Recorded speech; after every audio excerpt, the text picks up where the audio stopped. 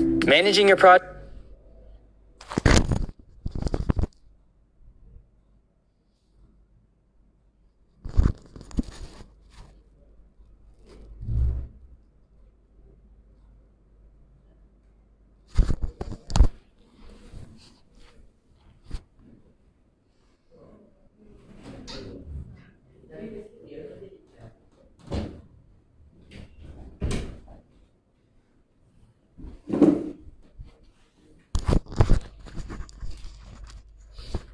Subhanallah, subhanallah, subhanallah, alhamdulillah, Allahu akbar. Alhamdulillah, alhamdulillah, alhamdulillah. A'udzubillahi minasyaitonirrajim. Bismillahirrahmanirrahim. Assalamualaikum warahmatullahi wabarakatuh. Alhamdulillahi rabbil alamin. Wassalatu wassalamu ala asyrafil anbiya'i wal mursalin wa ala alihi wa sahbihi ajma'in. Rabbi syrah lana sudurana wa yassir lana umurana wa la tu'assir alaina. Allahumma zidna ilman warzuqna fahman. Allahumma fakihna fid din wa 'allimna at-ta'wil wa ilhamal malaikatil muqarrabin wal 'afiyata lil muttaqin wal 'udwana 'alal zalimin. Rabbi syrah lana sudurana, ya Allah, lapangkanlah dada kami, ya Allah. Wa yassir lana umurana, permudahkanlah urusan kami, ya Allah. Wahlul 'uqdatam min lisanina, ya Allah, bukakanlah belenggu yang mengikat lidah kami, ya Allah. Yafqahu qaulana, agar mereka memahami perkataan kami, ya Allah. Allahumma aftah alaina hikmataka, ya Allah, bukakanlah bagi kami hikmahmu. Wansyur alaina min khazaini rahmatika, ya Allah, limpahkanlah kepada kami, ya Allah, pintu-pintu rahmatmu, ya Allah. Ya Arhamar Rahimin, ya Wahai yang Maha Pengasih, Wahai yang Maha Penyayang. Allahumma inna duha'a duha'uka, ya Allah, waktu duha ini adalah duhamu. Wal baha'uka, ya Allah, sesungguhnya keagungan ini adalah keagunganmu. Wal jamala jamaluka, dan segala keindahan itu adalah keindahanmu, ya Allah. Wal quwwata quwwatuka, segala kekuatan itu adalah kekuatanmu. Wal qudrata qudratuka, segala kudrat itu adalah kudratmu, ya Allah. Wal ismata ismatuka, segala kesucian itu adalah kesucianmu, ya Allah. Allahumma in kana rizqina fis sama' fa anzilhu, ya Allah, sekiranya rizki kami di langit, ya Allah, maka turunkanlah. Wa in kana fil ardi fa akhriju, sekiranya rizki itu dalam perut bumi, maka keluarkanlah, ya Allah. Wa in kana ba'idan faqarribhu, ya Allah, sekiranya rizki itu jauh, maka dekatkanlah. Wa in kana haraman fatahhirhu, sekiranya rizki itu haram ataupun kotor, maka sucikanlah, ya Allah. Wa in kana mu'assaran fayasiru, sekiranya rizki itu susah, sempit, sukar, ya Allah, maka permudahkanlah, ya Allah, bagi kami. Ya Allah, di pagi yang barakah ini kami memohon, ya Allah, rizkikanlah kami menjadi hamba-Mu yang bertakwa dan hamba-Mu yang beriman, hamba-Mu yang saleh, hamba-Mu yang taat kepada-Mu, ya Allah. Ya Allah, rizkikanlah kepada kami pasangan yang saleh, ya Allah. Pasangan yang salehah, ya Allah, suami yang baik, isteri yang taat, ya Allah. Dan kurniakanlah bagi kami rizki anak-anak zuriat keturunan yang saleh dan salehah, ya Allah. Jika tidak di dunia, maka kurniakanlah kami di syurga-Mu kelak, ya Allah. Ya Allah, rizkikanlah kami memiliki, dikurniakan sahabat-sahabat yang baik, ya Allah. Sahabat-sahabat yang sama menuju kepada-Mu, ya Allah. Sahabat yang sentiasa menegur, mengingatkan kami, ya Allah, akan kebaikan, akan kesabaran, ya Allah. Yang menegur kami kerana-Mu, ya Allah. Membetulkan kesilapan, dosa-dosa yang kami lakukan, ya Allah. Mengingatkan kami akan syurga-Mu dan mengingat kami akan neraka-Mu, ya Allah. Ya Allah, berikanlah kami, ya Allah, kurniaan rizki yang barakah, ya Allah. Rizki yang Engkau berkati, ya Allah. Rizki yang Engkau redha, ya Allah. Rizki yang menambahkan kebaikan di dunia dan di akhirat, ya Allah. Limpahkanlah, ya Allah, seluasnya, selapang-lapangnya rizki bagi kami, ya Allah. Ya Allah, ada di antara kami hidup dalam kesempitan, lapangkanlah, ya Allah. Ada di antara kami kehilangan kerja, ya Allah, maka berikanlah mereka mata pencarian, ya Allah. Ada di kalangan kami, ya Allah, mengalami tekanan di tempat kerja, ya Allah, maka berikanlah kekuatan jiwa untuk menghadapinya, ya Allah. Ya Allah, ada yang putus asa, ada yang putus harapan, ya Allah, dalam mencari rizki-Mu, ya Allah. Maka, ya Allah, berikanlah kepadanya khabar gembira, ya Allah. bahawasanya Engkau lah yang maha pemurah, Engkau lah yang maha penyayang. Engkau lah ya Allah yang maha menentukan dan melimpahkan rizki kepada hamba-hambanya seperti mana Engkau kehendaki ya Allah. Ya Allah, ya Rahman, ya Rahim, yang maha pengasih, yang maha penyayang. Rizkikanlah kami kasih sayang-Mu ya Allah melalui manusia-manusia di sekeliling kami ya Allah. Pasangan daripada anak-anak, adik-beradik, ibu ayah, sahabat-sahabat kami ya Allah. Rizkikanlah kasih sayang yang hakikatnya datangnya daripada-Mu ya Allah. Ya Allah, ya Ghafar, ya Tawwab, ya Allah yang maha mengampun, ya Allah yang maha pengampun, yang maha menerima taubat. Ya Allah, ya Ghafar, ya Tawwab, ya Allah ya Afu, yang maha pemaaf. Ya Allah yang maha pengampun, pemaaf, yang maha menerima taubat ya Allah. Terimalah taubat kami ya Allah di atas dosa-dosa sejak daripada kami balik sehinggalah sekarang ya Allah. Ampunilah kami, terimalah taubat kami dan maafkanlah dosa-dosa kami ya Allah. Dosa yang telah dilakukan oleh lidah kami, oleh jari-jari kami yang menulis ya Allah, oleh mata kami dalam melihat dan memandang ya Allah. Dosa yang dilakukan oleh telinga kami yang mendengar keburukan dan maksiat ya Allah. Dosa yang dilakukan oleh wajah kami ya Allah, oleh hidung kami ya Allah, oleh kaki kami yang melangkah ya Allah. Ya Allah, ya Rahman, ya Rahim, kami tidak tahu ya Allah berapa lama lagi rizki umur yang kami ada ya Allah. Yang pasti rizki umur ini semakin sedikit. Dan kami semakin hampir dengan kematian yang boleh berlaku bila-bila masa ya Allah. Maka rizkikanlah untuk setiap anggota badan kami ini melakukan ibadah ketaatan kepadamu. Melakukan sebanyak mungkin kebaikan ya Allah. Melakukan sebanyak mungkin ketaatan kepadamu ya Allah. Rizkikanlah kami ya Allah mengawal seluruh anggota badan yang Engkau amanahkan kepada kami ini ya Allah. Untuk terus-menerus melakukan kebaikan amal soleh kerana mengharapkan redha-Mu ya Allah. Dan bantu kami untuk ikhlas ya Allah. Bantu kami untuk tidak menyebut-nyebut kebaikan yang telah kami lakukan. Mengungkit-ungkit apa yang telah kami lakukan. Bantu kami ya Allah agar kami mampu menjaga hati-hati kami ini daripada sifat-sifat mazmumah. Daripada ya Allah penyakit hati yang boleh merosakkan amal soleh kami. Hasad, dengki ya Allah. Daripada ujub, daripada riak, daripada takabur ya Allah, daripada sum'ah ya Allah. Daripada cinta dan suka akan pujian kerana pujian itu adalah satu ujian yang lebih berat daripada kejian ya Allah. Bantulah kami ya Allah agar kami memahami hakikat pujian itu satu ujian yang sungguh berat daripada kejian itu sendiri ya Allah. Berilah kami kekuatan ya Allah untuk menghadapi pelbagai fitnah. Fitnah-fitnah akhir zaman ya Allah. Fitnah-fitnah kubur ya Allah. Ujian-ujian mati ya Allah. Ujian daripada dajjal-dajjal kecil. Dan lindungilah zuriat keturunan kami ya Allah daripada segala ujian dajjal-dajjal. Dan juga fitnah akhir zaman. Dan fitnah tanda-tanda besar kiamat-Mu ya Allah. Ya Allah, ya Rahman, ya Rahim, pada pagi yang barakah ini kami ingin meminta. Kami ingin mengharapkan, kami ingin merayu daripada-Mu ya Allah. Suatu rizki yang kami tidak layak untuk memintanya ya Allah. Asbab dosa kami begitu banyak. Asbab amalan kami, pahala kami begitu sedikit ya Allah. Kami tidak layak untuk memintanya. Tapi hanya kepada-Mu ya Wahhab, yang maha memberi. Ya Allah, ya Sami, yang maha mendengar. Ya Allah, ya Hasib, yang maha menghisab. Ya Allah, ya Basir, yang maha melihat. Ya Allah, ya Syahid, yang maha menyaksikan ya Allah. Ya Allah, ya Bar, yang maha baik ya Allah. Hanya kepada-Mu kami meminta ya Allah. Kurniakanlah kepada kami ya Allah rizki berupa syurga-Mu ya Allah. Kurniakanlah bagi kami syurga-Mu ya Allah. Ya Allah, kurniakanlah syurga buat ibu bapa kami ya Allah. Lapangkanlah kuburan mereka ya Allah. Jadikanlah kuburan mereka salah satu daripada taman syurga-Mu ya Allah. Ya Allah, kami merindukan ibu bapa kami ya Allah. Ya Allah, kami rindukan suara ibu bapa kami yang telah pergi. Kami rindukan untuk menyalam tangan mereka, mencium mereka ya Allah. Jadikanlah kuburan mereka salah satu daripada taman syurga-Mu ya Allah. Kurniakanlah syurga buat ibu bapa kami ya Allah. Ampunilah dosa-dosa mereka ya Allah. Mereka mendidik kami dalam kekurangan ya Allah. Mendidik kami dalam keadaan apa adanya pada waktu itu ya Allah. Dengan keterbatasan ilmu dan sebagainya ya Allah.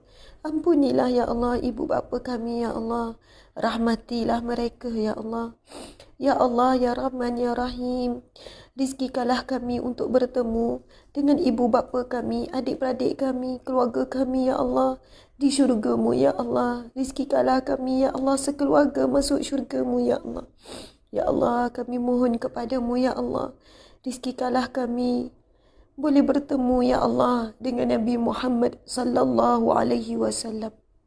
Ya Allah, sesungguhnya kami umat Nabi Muhammad sallallahu alaihi wasallam. Kami tidak pernah bertemu dengan Nabi kami, Ya Allah. Izinkanlah kedua mata kami untuk melihat indahnya wajah Rasulullah. Izinkanlah kedua telinga kami untuk mendengar suara baginda, Ya Allah. Izinkanlah, Ya Allah, untuk kami berada di dalam satu majlis bersama dengan Rasulullah sallallahu alaihi wasallam. Ya Allah, berikanlah kami kelayakan untuk mendapat syafaat Nabi sallallahu alaihi wasallam. Ya Allah, itulah, Ya Allah, rizki yang paling utama yang kami harapkan, Ya Allah, daripada keberkatan waktu duha-Mu, Ya Allah. Kurniakanlah kami rizki ke syurga-Mu, Ya Allah, tanpa dihisab, tanpa diazab. Dan haramkanlah bagi kami neraka-Mu, Ya Allah. Ya Allah, Ya Rahman, Ya Rahim, apa-apa daripada bahagian dunia ini jika buruk bagimu, Ya Allah, kami redha Engkau ambilnya daripada kami, Ya Allah. Apa-apa bahagian daripada dunia ini jika Engkau redha, Ya Allah, maka berikanlah kepada kami, Ya Allah. Kurnialah bagi kami, Ya Allah. Sekiranya apa bahagian daripada dunia ini boleh mendekatkan kami kepadamu, Ya Allah, maka, Ya Allah, kami terima, Ya Allah. Tentukanlah, berikanlah kepada kami. Namun, Ya Allah, jika bahagian dunia ini menjauhkan kami daripada-Mu, Ya Allah, walaupun sesuatu yang kami inginkan, walaupun sesuatu yang kami kejar, Ya Allah, maka halanglah ia daripada kami memilikinya, Ya Allah. Bantulah kami, Ya Allah, untuk kami redha di atas setiap ketetapan-Mu, di atas setiap ujian-Mu, di atas setiap pemberian-Mu, Ya Allah. Rabbana hab lana min azwajina wa zurriyatina qurratu a'yun waj'alna lil muttaqina imama. Allahumma ja'alna muqimas salah wa min zurriyyati. Rabbana wa taqabbal du'a. Rabbana atina fid dunya hasanah. Ya Allah, jadikanlah kehidupan kami di dunia baik, Ya Allah.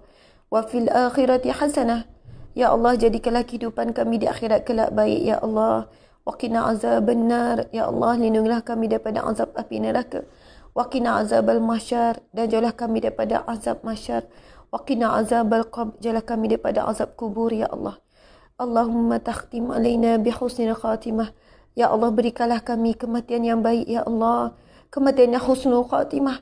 Kematian ketika kami dalam keadaan bertaubat, bukan dalam maksiat, Ya Allah. Keadaan yang kami sedang sujud solat kepada-Mu, bukan dalam keadaan kami sedang bersujud kepada dunia-Mu, Ya Allah.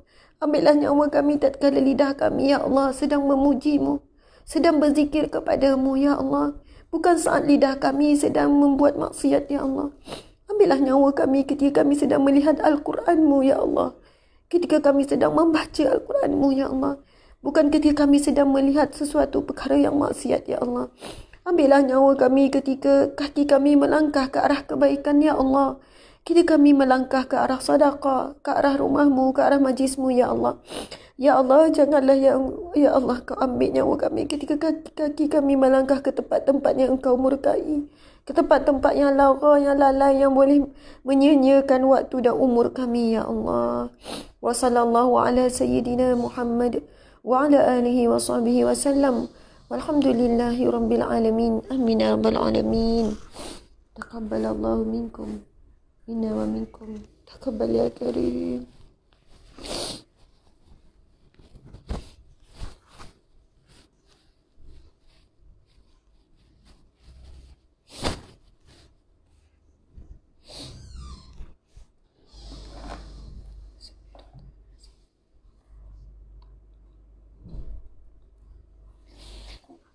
Astaghfirullahalazim. Astaghfirullahalazim. Astaghfirullahalazim. Astaghfirullahalazim. Astaghfirullahalazim. Mungkin dia kena tinggi sikit kot sebab dia tak nampak muka saya.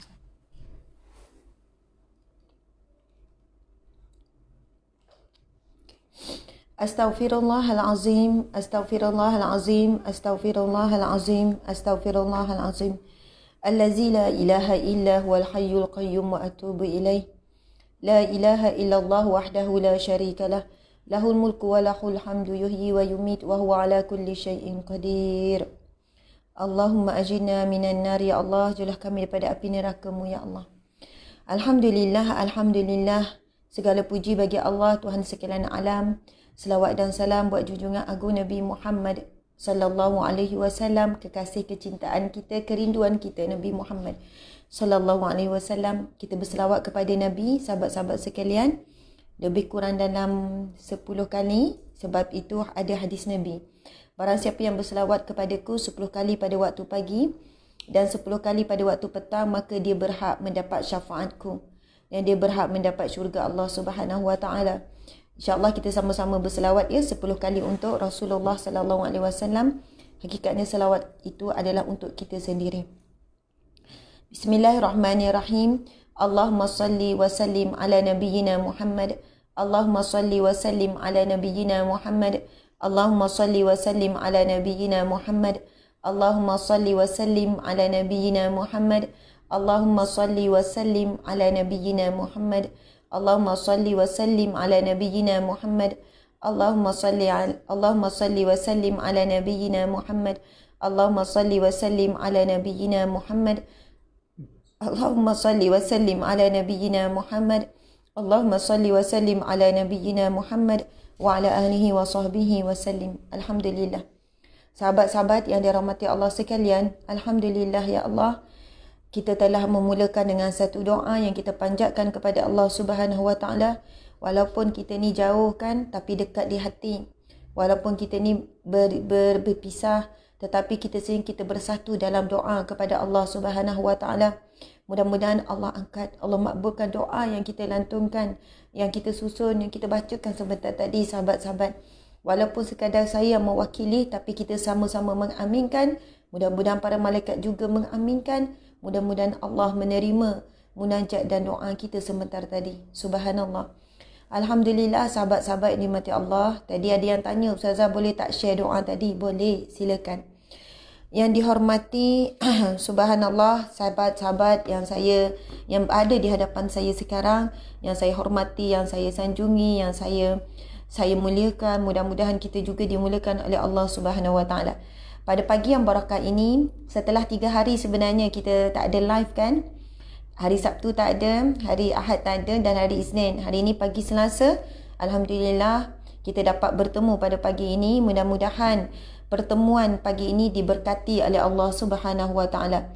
Alhamdulillah, penganjur bagi program kita pada hari ini adalah Jabatan Pembangunan Sumber Manusia. Jabatan Pembangunan Sumber Manusia, JPSM. Masya-Allah. Jabatan Pembangunan Sumber Manusia. Tazkirah online yang bertajuk Berbuat Ihsan dalam Kehidupan. Berbuat ihsan dalam kehidupan, iaitu membuat kebaikan dalam kehidupan. Kalau perasan tadi, doa yang saya sebut antaranya, ya Allah, izinkanlah seluruh anggota badan kita ini terus membuat kebaikan sehingga saat mati kita. Izinkanlah ya Allah agar kebaikan yang kita buat ini berterusan sampai akhir hayat. Masya Allah. Jadi bertepatan dengan tajuk pada pagi ini, berbuat ihsan dalam kehidupan, berbuat kebaikan dalam kehidupan. Kita akan kupas maksud ihsan itu sendiri. Alhamdulillah, yang saya hormati Puan Tianinun binti Iping, yang berbahagia pengarah Jabatan Pembangunan Sumber Manusia Sabah. Masya Allah. Yang menganjurkan adalah Jabatan Pembangunan Sumber Manusia Sabah. Jadi yang berbahagia pengarah Jabatan Pembangunan Sumber Manusia Sabah iaitu Puan Tianinun binti Iping, Puan Dayang Nursiah binti Haji Eji Duraman, yang berbahagia Timbalan Pengarah Jabatan Pembangunan Sumber Manusia Sabah.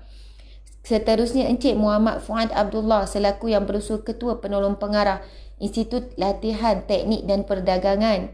Seterusnya Barisan Pengurusan JPSM dan Institut Latihan Teknik dan Perdagangan ILTP serta kaki tangan ILTP yang saya hormati sekalian. Masya Allah, alhamdulillah.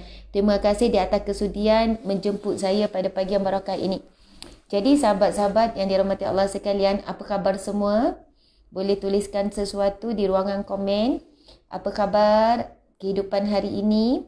Dah makan belum pagi ni? Pagi ni sarapan apa?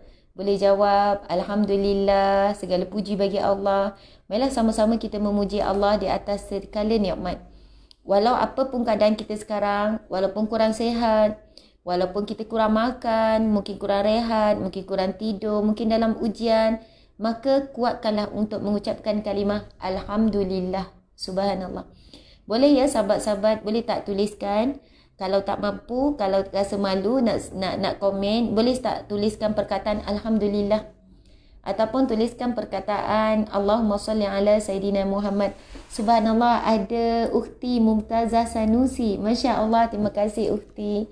Ada Nurhaniza, Ismah Liza, Nur Eda, Nur Liza Yusof, Sashila, Zarina Hasnur, Ambezin, Rosmala, Jaina Sharifah, Suhela, Ira Ali 82, Ima, Atih Zul, Afifah Muhammad Kamal, Rohana Ulul Azmi, Asina Sukindir, Kamila, Aida, Syari Syayub, Bonda Kuaid, Zayanis, Zalita Ahad, Nisa Basar, Ruby Abu Bakar Ruby, Siti Aisyah Muhammad.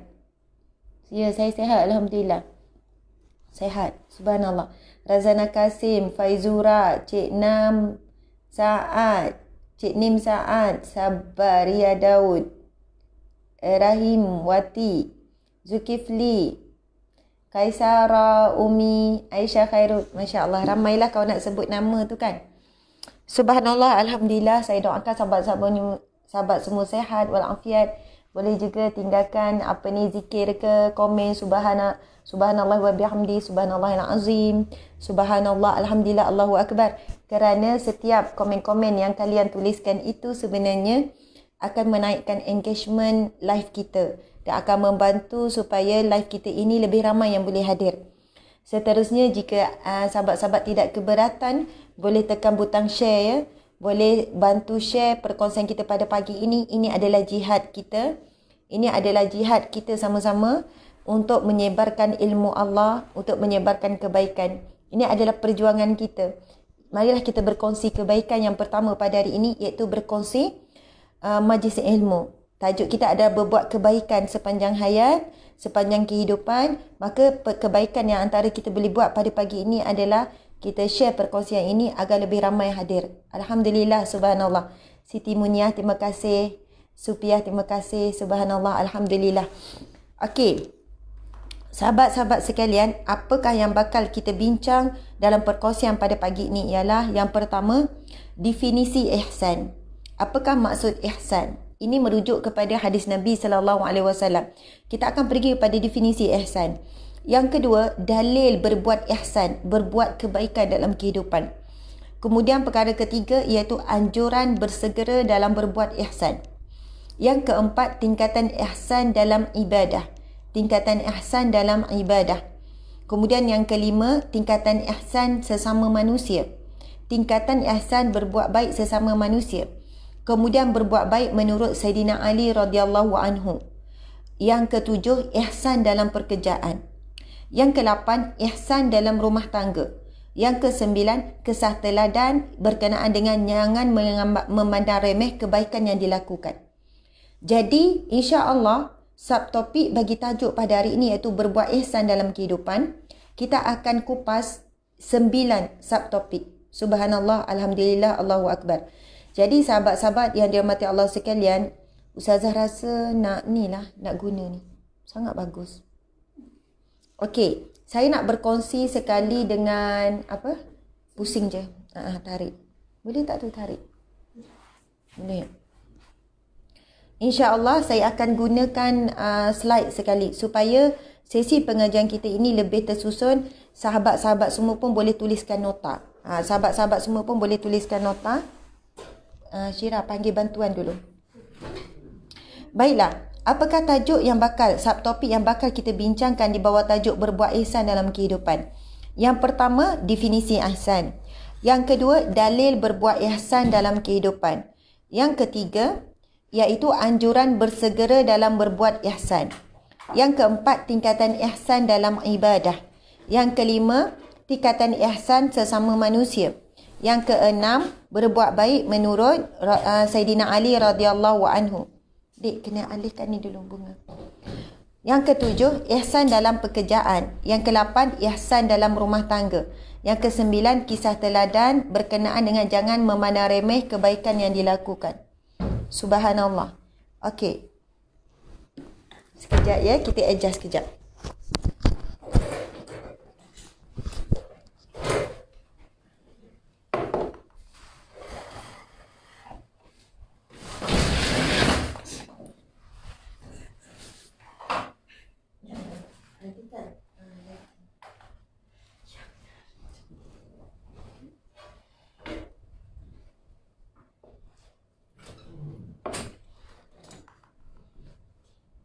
Okey. Oh, faham. Faham.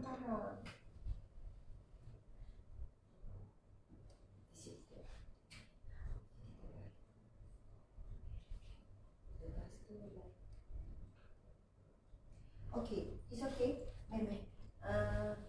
Kita boleh sini. Tulisan nak kena besarkan.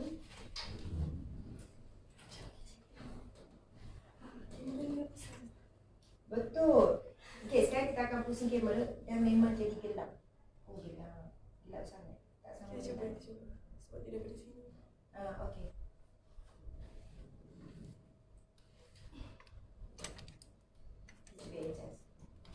Okey, subhanallah. Ini.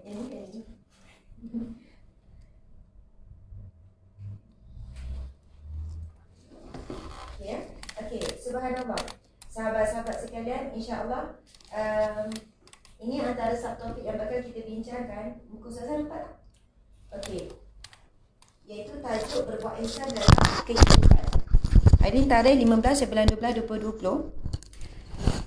Okey, kita dah sebutkan tadi definisi dalil 9 perkara yang bakal kita bincangkan dalam subtopik ini. Okey.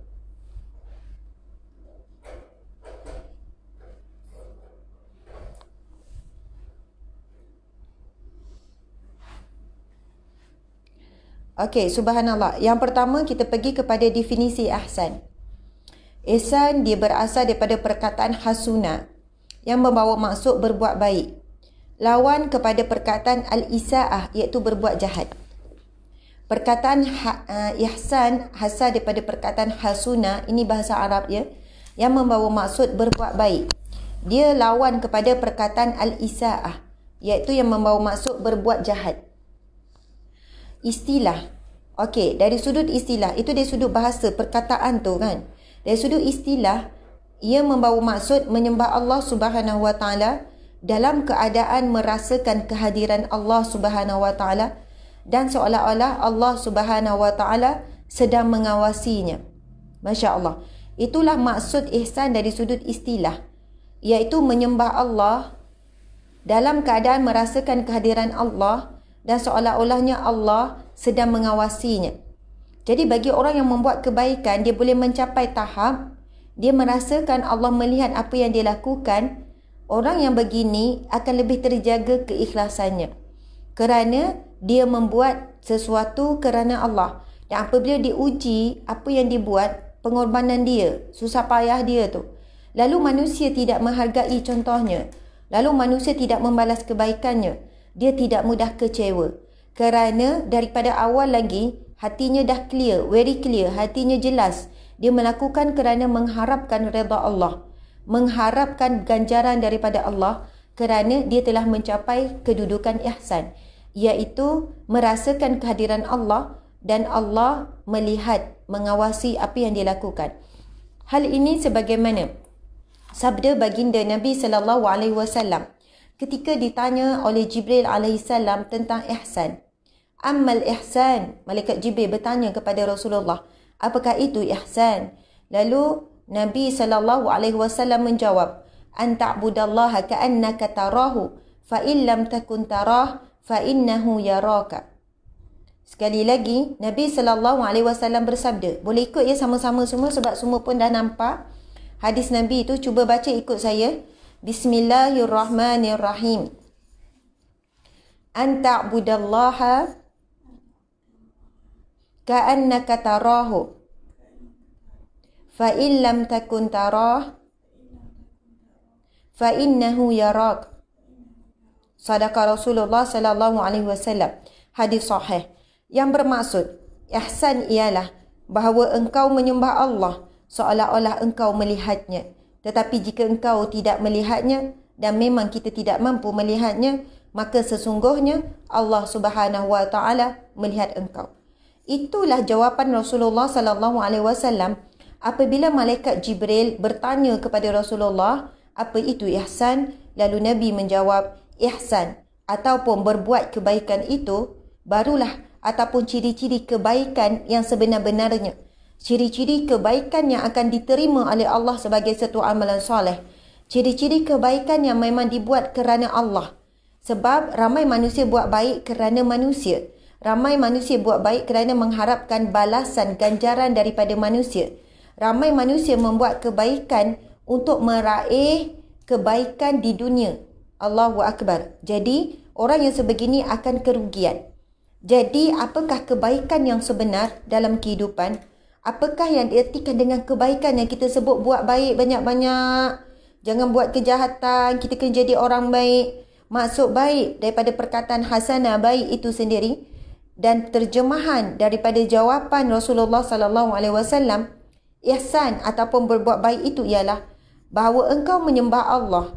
Engkau mengabdikan diri kepada Allah, melakukan apa sesuatu yang kamu kata itu ibadah, seolah-olah engkau melihat Allah.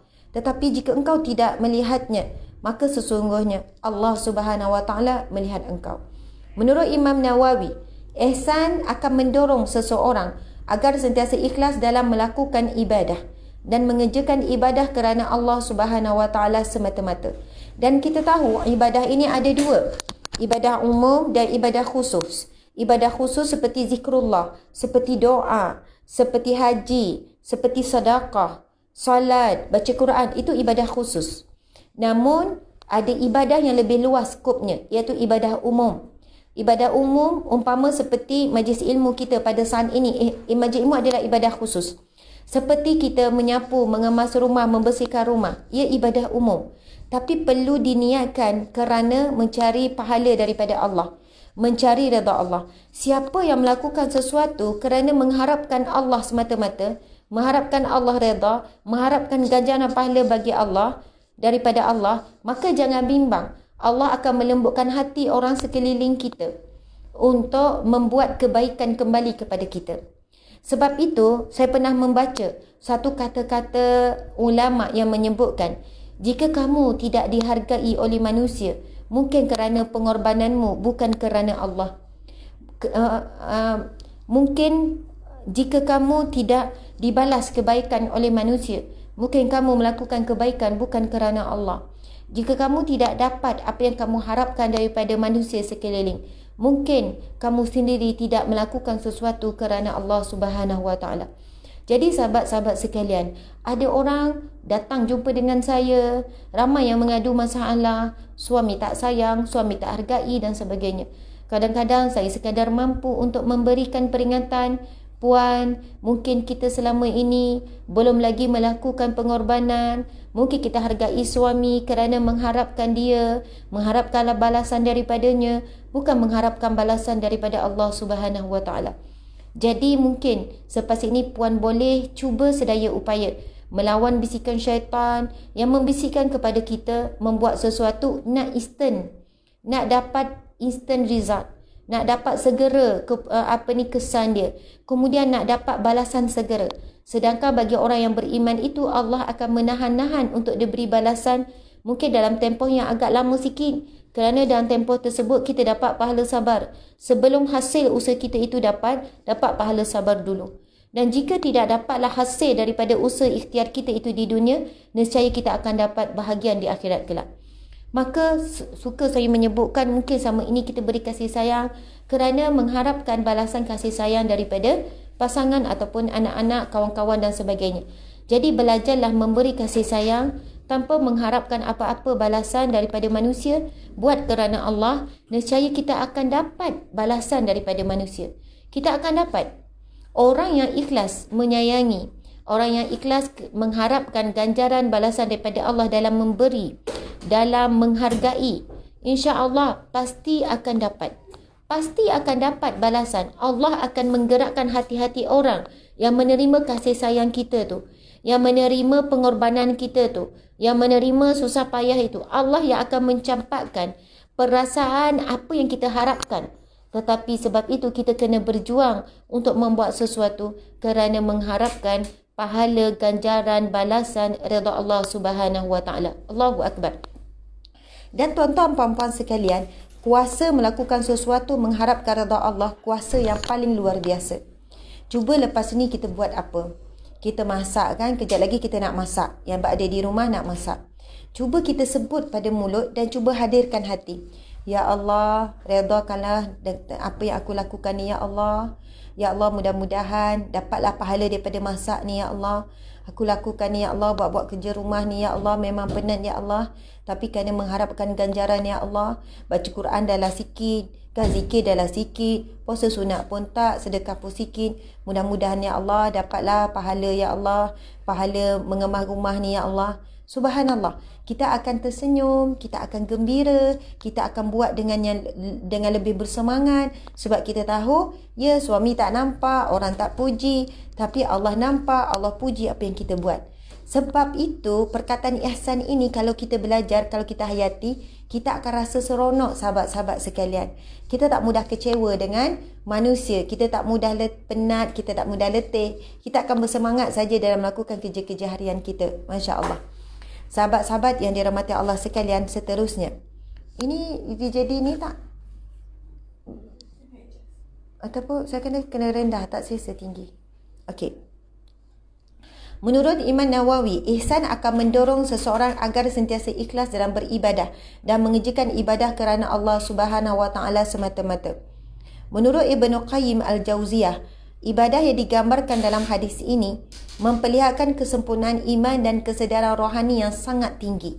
Juga memperlihatkan rasa cinta dan pengenalan manusia kepada Allah yang sangat tinggi. Masya Allah, Allahu Akbar. Okey, dalil berbuat ihsan dalam kehidupan. Dik, boleh buat perlahan sekali. Dah perlahan sekali dah. Dah, perlahan sekali. Okey, lepas tu buat dekat. Macam tu. Okey, sekarang kita akan membacakan satu hadis Nabi sallallahu alaihi wasallam dan insya-Allah hadis ini sama-sama kita akan ikut. Boleh ya sahabat sekalian, saya baca dan sahabat-sahabat ikut. Saya baca dan sahabat-sahabat ikut. Sebab kita ambil barakah membaca hadis Nabi sallallahu alaihi wasallam. Okey. Bismillahirrahmanirrahim. Innallaha كتب الإحسان على كل شيء فإذا قتلتم فأحسنوا القتلة وإذا ذبحتم فأحسنوا الذبح وليحد أحدكم شفرته فليره ذبيحته. Sadaqa Rasulullah sallallahu alaihi wasallam. Hadis riwayat Muslim. Masya Allah, sahabat-sahabat sekalian. Pagi ni kita dah sama-sama membaca hadis Nabi sallallahu alaihi wasallam. Sebab itu saya minta sahabat-sahabat semua ikut supaya dapat barakah menyebut pada lidah kita kalam Rasulullah sallallahu alaihi wasallam. Siapa yang mencintai Allah, bacalah Al-Quran. Siapa yang mencintai Rasulullah, bacalah hadis Nabi. Siapa yang rindukan Allah, bacalah Al-Quran. Sebab di situ ada kata-kata cinta daripada Allah. Siapa yang cintakan Rasulullah, baca hadis Nabi. Itu adalah kata-kata cinta daripada Rasulullah sallallahu alaihi wasallam. Sahabat-sahabat, bila baca hadis Nabi, jangan baca terjemahan sahaja. Terus baca bersama dengan matan yang sama-sama kita baca tadi. Baiklah, hadis Nabi yang bermaksud, sesungguhnya Allah Subhanahu wa taala telah mewajibkan ihsan ataupun telah menetapkan ihsan, melakukan kebaikan dalam semua perkara. Oleh itu, apabila kamu membunuh, maka bunuhlah dengan cara terbaik. Dan apabila kamu menyembelih, maka sembelihlah dengan cara terbaik. Dan hendaklah seseorang kamu menajamkan mata pisaunya dan memberi keselesaan kepada haiwan sembelihannya. Subhanallah, Allahu Akbar, Masya Allah, sahabat-sahabat sekalian. Mungkin bagi kalian, kenapa tiba-tiba ni kan bunuh, lepas tu sembelih, Masya Allah. Nabi SAW berpesan kepada kita, dalam kita menyembelih binatang ini, kalau orang tak biasa memang tak sampai hati. Tapi kalau kerjanya penyembelih, kerjanya tukang sembelih, hari-hari sembelih beratus-ratus, beribu-ribu ekor ayam contohnya, kan, pemegang tauliah sembelih, kerja pula di rumah sembelih. Memang kerjanya sembelih, daripada 8 jam tu kerja sembelih. Walaupun kamu menyembelih binatang, dah tak rasa apa-apa, dah tak rasa kesian dah. Namun ketika itu mestilah kamu sembelih dengan cara yang terbaik, dengan cara yang penuh dengan ihsan. Sebab itu di antara cara yang terbaik adalah menajamkan pisau, supaya ketika sembelih dilakukan, binatang itu tak sempat ataupun hanya sekejap saja rasa sakit. Masya Allah. Baiklah, saya nak bercerita sikit lah. Saya nak kongsi, saya nak share dengan sahabat-sahabat semua. Saya pernah kerja di Jabatan Kemajuan Islam Malaysia selama lebih kurang 9 tahun di JAKIM. Kemudian saya dihantar. Saya ada pegawai JAKIM, kemudian saya dihantar ke Jabatan Halal Awak Agama Islam Negeri Sembilan. Dan jawatan terakhir saya adalah penolong pengarah bahagian halal, bahagian pengurusan halal. Saya memproses persijilan halal, proses sijil tauliah sembelih, kan, keluar masuk kilang besar, kilang kecil, keluar masuk rumah sembelih. Dan kalau rumah sembelih, biasanya kami akan keluar jam 12 malam. Sebab banyak rumah sembelih beroperasi pada waktu tengah malam. Dia baru bermula pukul 10 malam, 11 malam sehinggalah pukul 4, pukul 5 pagi. Jadi seawal pagi mereka akan mengagihkan binatang. Saya nak kongsi ialah, sahabat-sahabat sekalian, saya sendiri sebagai pemberi ceramah ataupun pemberi tauliah sembelih, apabila saya mulakan ceramah kepada para pemohon untuk tauliah sembelih, semuanya lelaki. Tapi ceramahnya saya, contoh ya, ceramah bagaimana nak sembelih dengan cara ihsan, nak sembelih begitu, nak sembelih begini, kan, apa yang wajib, apa yang sunatnya, kan, apa syarat-syaratnya, sekian-sekian, lepas tu tata cara sembelih, bagaimana nak dapat sijil halal dan sebagainya. Sampailah ketika bila waktu praktikal, Masya Allah, bila nak dapat tauliah sembelih, setiap penyembelih tu kita perlu lihat cara dia sembelih di depan mata kita, walaupun dia dah mahir dah. Dan bila sampai di lokasi sembelih, tuan-tuan puan-puan sekalian, dan masa tu para penyembelih, saya ni kan penceramah, ceramah sembelih, para penyembelih kata, Ustazah, mana aci Ustazah ceramah je, Ustazah pun kena sembelih. Ustazah pun kena sembelih, sebab kalau Ustazah sembelih baru Ustazah tahu, barulah Ustazah faham apa yang Ustazah sendiri cakap tu. Jadi saya pun menerima. Saya kira bukanlah itu satu cabaran semata-mata, itu adalah satu peluang untuk saya melawan rasa takut. Dan masa itulah saya pun peganglah, ada orang lain tolong pegang ayam, saya pegang pisau. Lepas tu mereka pun ajar cara pegang pisau yang betul, Ustazah, sekian-sekian pegang pada hulu, pegang dalam tangan yang begini. Bila lembu memang dia akan pegang macam ni, tapi ayam sebab takut terputus. Dan saya cubalah sembelih, tuan-tuan puan-puan. Kan kita sebut dulu Bismillahirrahmanirrahim, Allahu Akbar, Allahu Akbar. Macam itulah kan, tasbih sikit, Subhanallah. Okay, lepas tu sembelih. Untuk kali pertama saya sembelih, putus terus kepala. Ya Allah, sangat mengerikan. Putus terus kepala daripada badan. Sebab kita sembelih dalam keadaan takut. Dalam keadaan kita rasa tak sampai hati. Tak sanggup nak memutuskan nyawa makhluk Allah. Tak sanggup nak lukakan. Allahu Akbar. Kita nak lukakan. Tak sanggup, tuan-tuan puan. Saya tanya kat sini, ada tak siapa-siapa yang pernah sembelih ayam? Perempuan. Lelaki tak heran. Tapi saya jumpa ramai juga lelaki tak pernah sembelih ayam. Takut, apa semua. Bayangkan, kat sini ada tak perempuan yang pernah sembelih ayam? Kali pertama saya sembelih tak lepas, saya pun dah keadaan ni. Dan hukum kepala terus putus, hukumnya makruh. Bukannya terus jadi bangkai, tidak. Tapi hukumnya makruh. Jadi bila potong terus itu tak ada ihsan. Makruh, tak disukai oleh Allah. Jadi saya cuba lagi kali kedua. Kali ini saya lebih bertenang, saya lebih dalam keadaan mengawal diri. Sebab percubaan kali pertama saya kata tak boleh, saya kena buat dalam keadaan berjaya. Barulah saya faham bagaimana sembelih yang sebenar. Kemudian saya cuba kali kedua, Alhamdulillah, Subhanallah, sahabat-sahabat sekalian, elok saja saya mula faham apa yang dimaksudkan dengan urat marikh. urat pernafasan kan, urat wajdain, kiri dan kanan leher dan sebagainya. Jadi sebenarnya kenapa saya nak sangat belajar dan saya cuba memaksa diri untuk belajar sembelih ketika itu? Siapa yang pernah sembelih tulis? Sanggup tak nak sembelih? Sahabat-sahabat yang dirahmati Allah sekalian, pernah satu ketika ada non-Muslim Chinese bertanya kepada saya, Ustazah, masa tu dia nak mohon untuk rumah sembelih. Rumah sembelih yang terbesar di Malaysia juga kebanyakan, hampir semua dimiliki oleh non-Muslim. Dimiliki oleh non-Muslim, terutamanya Chinese lah kan. Ada rumah sembelih terbesar di Negeri Sembilan. Proses ayam, sembelih ayam sehingga 50,000 ekor sehari. Bukan 5,000 ya, 50,000. Sampai kalau musim perayaan sehingga 80,000 ekor ayam sehari. Terlalu banyak, kilang dia sangat besar. Dan adalah yang baru-baru nak buka dan sebagainya kan. Ni saya nak cerita ihsan dalam bab sembelih ni. Pernah satu ketika mereka bertanya, wakil mereka bertanya, non-Muslim lah, Chinese kan, kenapa you orang Islam sangat payah itu mau bunuh binatang, mau buat makan je, mau bunuh ayam? Kan senang kalau selam saja, contoh dalam air kan, renjak elektrik dah mati. Kenapa mau sekor-sekor, lepas tu syarat pisau tu kena tajam, lepas tu pisau tu kena basuh dulu barulah sembelih lagi sebab ada darah tu semua. Banyak payah lah, dia kata, banyak payah lah cara you sembelih. Lepas tu ayam tu dah sembelih, kenapa tak boleh terus celuh? Perlu biar dulu sampai ayam tu betul-betul mati baru boleh celuh. Itu makan masa, take time, dia kata. Kalau sembelih je terus masuk, lagi cepat production. Ini lepas sembelih kena biar dulu 4 minit 5 minit 4 minit 5 minit sebelum masuk celuh. Itu take time. Okey. Lepas tu sahabat-sahabat yang dirahmati Allah sekalian, saya terangkan kepada dia dari sudut sains. Dan anda boleh cari maklumat ni di internet, Google lah.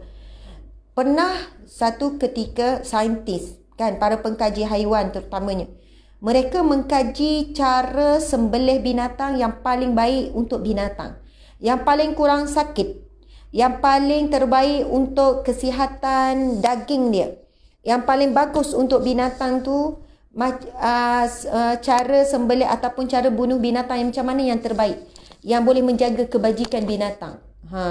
Jadi sahabat-sahabat, mereka sebelum ini mengatakan cara sembelih haiwan, cara Islam ada cara yang kejam. Sebab apa? Darah dekat leher, darah memancut kan, kotor dan sebagainya, nampak kejam. Sebab dibuat di leher. Sebab itu cara non-Muslim, contohnya di Australia dan kebanyakan tempat di dunia ni, non-Muslim kalau lembu dia bukan sembelih. Kalau kawan-kawan nak tengok, sahabat-sahabat nak tengok, boleh Google. Lembu, Dik, sekali-sekala kamu tunjukkan pada Ustazah. Ya. Lembu, tak, masuk Ustazah, telefon. Ustazah nak tahu, okey. Contohnya lembu kan, sahabat-sahabat sekalian, kalau di luar negara non-Muslim, dia akan himpit lembu tu berdiri, kemudian dia rapatkan, dia bukan penyek sebab dia tak nak hancur. Okey. Dia tak nak hancur tulang. Dia cuma himpit sikit. Dia himpit supaya lembu tu tak boleh bergerak. Cukup-cukup muat dia je. Bukannya penyek tak. Dia himpit sampai lembu tu muat-muat dia. Kemudian ada satu tukul besar, besi yang berat, akan pukul kepala dia. Pam! Dengan sangat kuat sampai pecah kepala. Dan lembu itu mati dalam keadaan sebegitu. Dan macam-macam cara lagi lah. Mereka nak cepat, guna mesin saja. Kalau nak sembelih sikit sekor, nak terbalikkan, nak itu, nak ini, memang memakan masa. Jadi, para pekaji ni, saintis ni kan, yang mengkaji tahap kesakitan, mereka mengukur dengan satu alat. Mereka cuba letakkan alat pada kaedah bunuh binatang dengan cara yang pukul tadi. Dan mereka dapati sakit yang dialami oleh binatang ini maksimum. Dan sakit itu dalam tempoh yang lama. Dan memberi kesan sekian-sekian kepada daging. Sebab binatang ini mati dalam keadaan stres. Dalam keadaan tertekan, dalam keadaan yang sakit. Daging itu kurang berkualiti, keras, mengeras. Kesan sebab kesakitan yang melampau. Berlaku juga kesan kepada perkara-perkara yang lain kan. Hati, hempedu dan sebagainya. Dan mereka cuba mengkaji lagi. Meletakkan alat daripada satu bentuk pembunuhan, satu bentuk pembunuhan ke satu bentuk pembunuhan. Bunuh binatang lah ni ya. Okey, kemudian mereka meletak juga alat, akhirnya mereka letak juga alat pada cara sembelih umat Islam. Masya Allah, Allahu Akbar. Apabila diletak alat tersebut, didapati hasil daripada bacaan tahap sakit itu minimum, paling rendah dan sampai sekejap saja yang paling rendah tu, dan kemudian zero, tak ada kesakitan, sahabat-sahabat sekalian. Dan apabila ini berlaku, mereka cuba mengkaji kenapa kesan daripada hasil daripada sembelihan orang Islam, binatang itu tidak menunjukkan rasa sakit, bahkan hampir zero dan sangat rendah.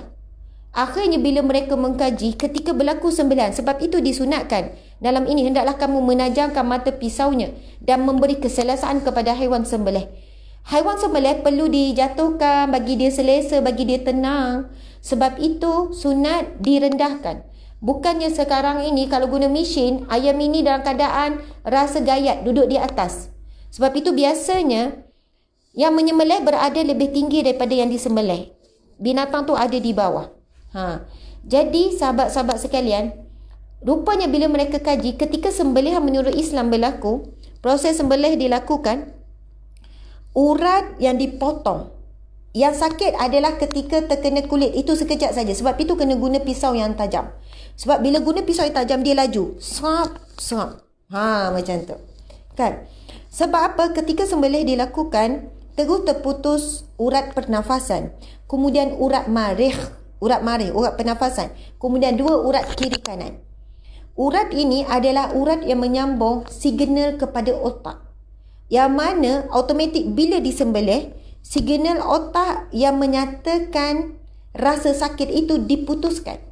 Sebab itu sebenarnya sebaik setelah sembelih dengan pisau yang tajam dengan laju, sebenarnya binatang sembelihan yang dilakukan oleh umat Islam dah tak ada dah rasa sakit. Mereka tak lagi rasa sakit, tak rasa apa-apa dah. Okey, kalau susah nak faham, kan, mungkin kita kata, kita boleh bayangkan begini. Contohlah, saya pernah dibius, kan, dibius sebab bersalin anak yang ke-7, kan. Bila dibius, kita dah tak rasa apa-apa dah.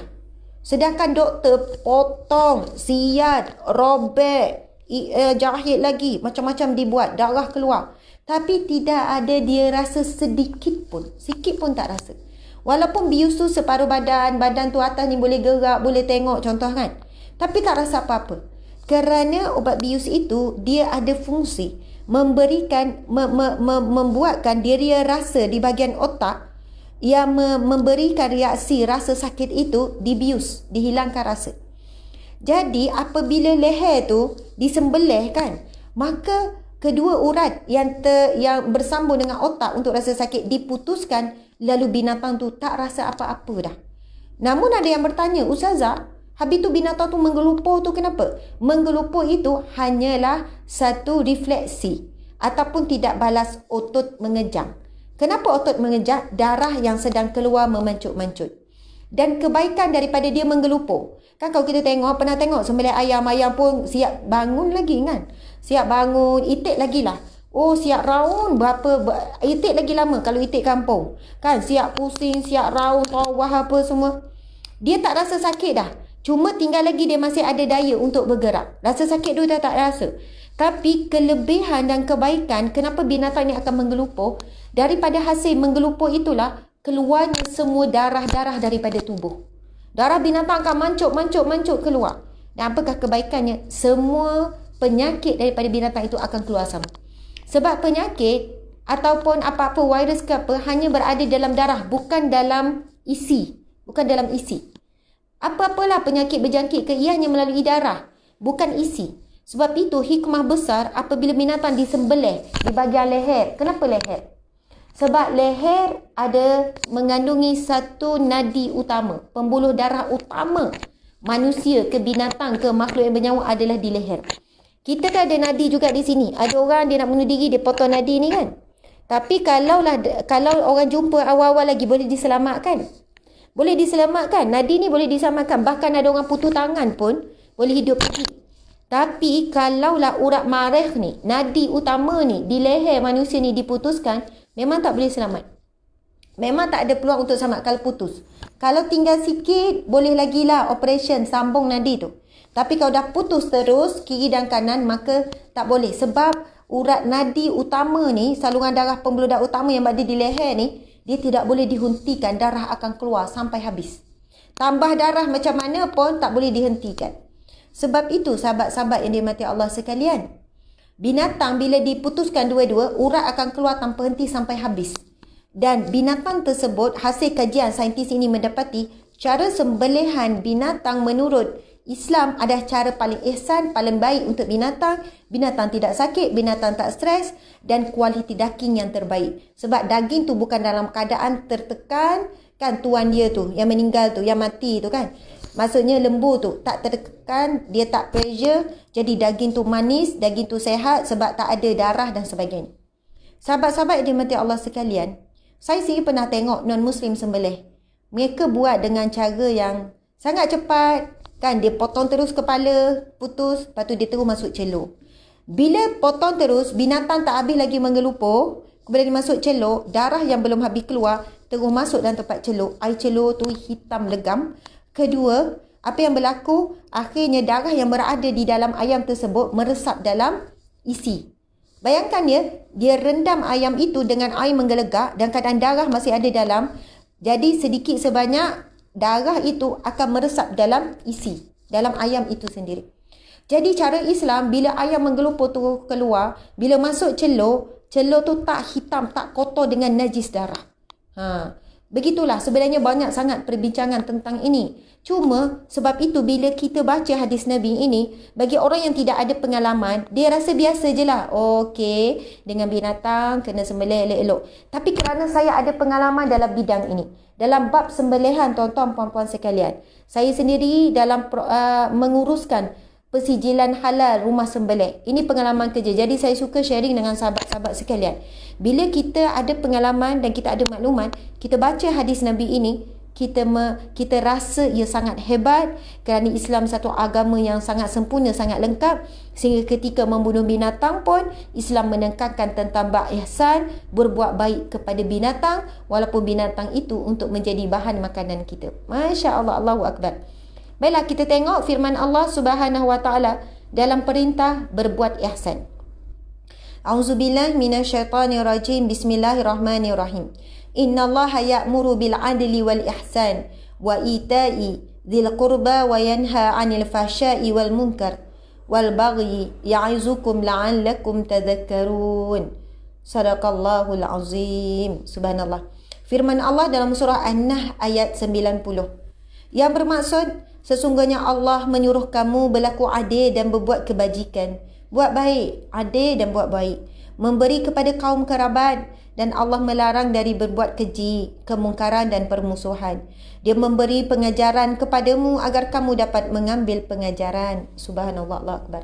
Sahabat yang dirahmati Allah sekalian, cuba perhatikan firman Allah memujuk kita. Sesungguhnya Allah suruh kamu buat adil dan buat baik. Dan kamu memberi kepada kaum kerabat, berilah apa pun kepada ahli keluarga. Beri kuih ke, kan, beri senyuman ke, beri perhatian ke, beri kasih sayang ke. Berilah apa pun bentuk, kalau benda itu baik, jadi pahala, jadi ibadah umum. Dan Allah melarang daripada berbuat keji, kemungkaran dan permusuhan. Dia memberi pengajaran kepadamu agar kamu dapat mengambil pengajaran. Kan kita diuji oleh Allah, sebenarnya Allah nak beri kita pengajaran. Kan kita kadang-kadang jatuh, kadang-kadang gagal. Sebenarnya Allah nak beri kita ilmu, Allah nak beri pengajaran. Allah sebut dalam firman-Nya, Dia memberi pengajaran kepadamu. Sebab itu sebaik-baik yang mendidik kita adalah Allah Subhanahu wa taala. Sebab itu bila kita sebut Rabb, Alhamdulillahirabbil alamin. Segala puji bagi Allah, Tuhan pentadbir sekalian alam. Rabb ini juga membawa maksud pendidik. Sebab itu kita sebut murabbi, pendidik. Tarbiyah, pendidikan.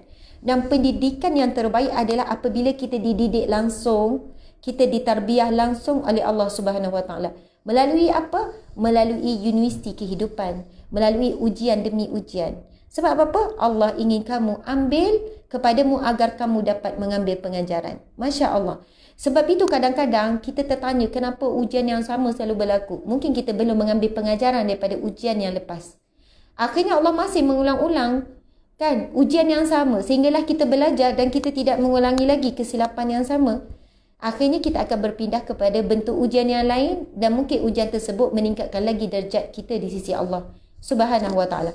Jadi cuba kita lihat dalam firman Allah ini, Allah memerintahkan kita berlaku adil.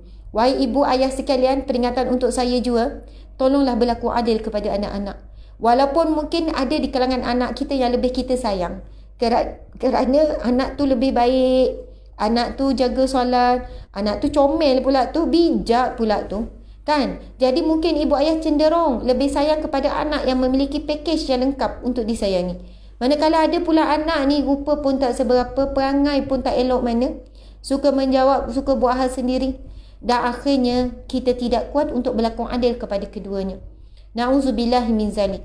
Berlakulah adil walaupun anak-anak itu berbeza ya. Anak-anak itu menguji keadilan kita. Betul, keadilan kita akan teruji apabila kita berada dalam keadaan situasi ini. Kalau semua anak okey, tak ada beza, tak teruji keadilan kita. Dan mungkin ibu ayah sekalian, kerana anak yang menguji sabar itulah. Anak yang mana kita kalau nak sayang dia, kita pula kena berjuang untuk sayang dia. Mungkin kerana asbab anak itulah kita akan menuju ke syurga Allah. Kerana asbab anak itu kita banyak menangis, kita banyak berdoa, kita banyak meminta doa daripada orang-orang soleh, kita banyak zikir, kita banyak mengadu kepada Allah. Kerana asbab anak itulah menyebabkan kita banyak buat amal-amal soleh. Kita banyak buat kebaikan. Dan daripada anak itu kita mengumpul pahala sabar, pahala sabar, pahala sabar. Sabar didik dia. Daripada kecil sampai dah kahwin pun buat perangai lagi contoh. Dah kahwin, bagi pula pada isteri pula dia buat inaya. Lepas tu pada anak pula jadi ayah tak bertanggungjawab. Suami tak bertanggungjawab. Jadi mak ni kadang-kadang datang jumpa saya ustazah, anak ni seorang ustazah. Daripada kecil sampailah ke sekolah menengah, sampai ke belajar universiti ustazah. Sampailah ni tak tahulah ustazah, dia belajar-belajar tapi bukan senang ustazah. Sampai kahwin pun makcik tak selesai lagi. Ingat dia berubahlah, dah ada isteri, ada anak. Tak ustazah, dia buat perangai dia juga. Anak menantu datang mengadu. Bila ustazah anak ni nak berubah ustazah, makcik dah tak tahu boleh sabar dah. Saya kata makcik, betapa banyaknya pahala makcik membesarkan anak ni seorang. Sebab makcik bukan dapat pahala membesarkan saja. Sampai akhir umur makcik macam ni pun Allah masih lagi menyambung pahala buat makcik daripada anak ni. Pahala sabar makcik, pahala sabar. Dan pahala berdoa kepada Allah. Mungkin anak-anak yang lain makcik tak banyak doa kan. Sebab yelah ustazah, anak-anak lain tu okey, berdoa juga tapi tak banyak macam anak ni lah ustazah. Sebab sekarang saya dah kesian pada menantu dengan cucu saya ustazah. Saya bukan fikir saya doa supaya dia berubah ustazah. Jadi subhanallah, makcik tahu tak pahala doa tu besar. Nabi sebut dalam satu hadisnya, doa mukhul ibadah. Doa itu kepalanya ibadah. Doa itu satu ibadah. Kalau kita berdoa, lusa dah makbul, mungkin kita dah berhenti berdoa. Tapi makcik berdoa dah 30 tahun, banyaknya pahala doa yang makcik kumpulkan. Jadi subhanallah, Allahu Akbar. Berilah keadilan, buatlah baik. Dan Allah melarang dari perbuatan keji, kemukaran dan permusuhan. Sahabat-sahabat, kalau saat ini adalah kawan-kawan yang kita macam jauh hati ke, ataupun ada perkataan yang kita sebut, kita tulis semalam, boleh mengguriskan perasaan, minta maaf lah. Kan? Tak jadi terhina kita dengan meminta maaf. Bahkan kita lebih mulia sahabat-sahabat sekalian. Tak jadi terhina bila kita merendahkan diri kita walaupun kita ni orang yang hebat. Kerana kita akan lebih ditinggikan oleh Allah Subhanahu wa ta'ala. Allahu Akbar. Ini disebutkan dalam hadis Nabi yang sahih. Nabi sebut, tidak akan merendahkan seseorang itu dengan permohonan maafnya melainkan kemuliaan di sisi Allah. Maksud permohonan maaf sekali-kali tidak merendahkan manusia. Kecuali apa? Kemuliaan yang bertambah di sisi Allah Subhanahu wa ta'ala. Allahu Akbar. Okey, baiklah. Seterusnya, kita pergi kepada subtopik anjuran bersegera dalam berbuat ihsan. Firman Allah Subhanahu wa ta'ala. Bismillahirrahmanirrahim. والسابقون الأولون من المهاجرين والأنصار والذين اتبعوهم بإحسان رضي الله عنهم ورضوا عنه وأعد لهم جنات تجري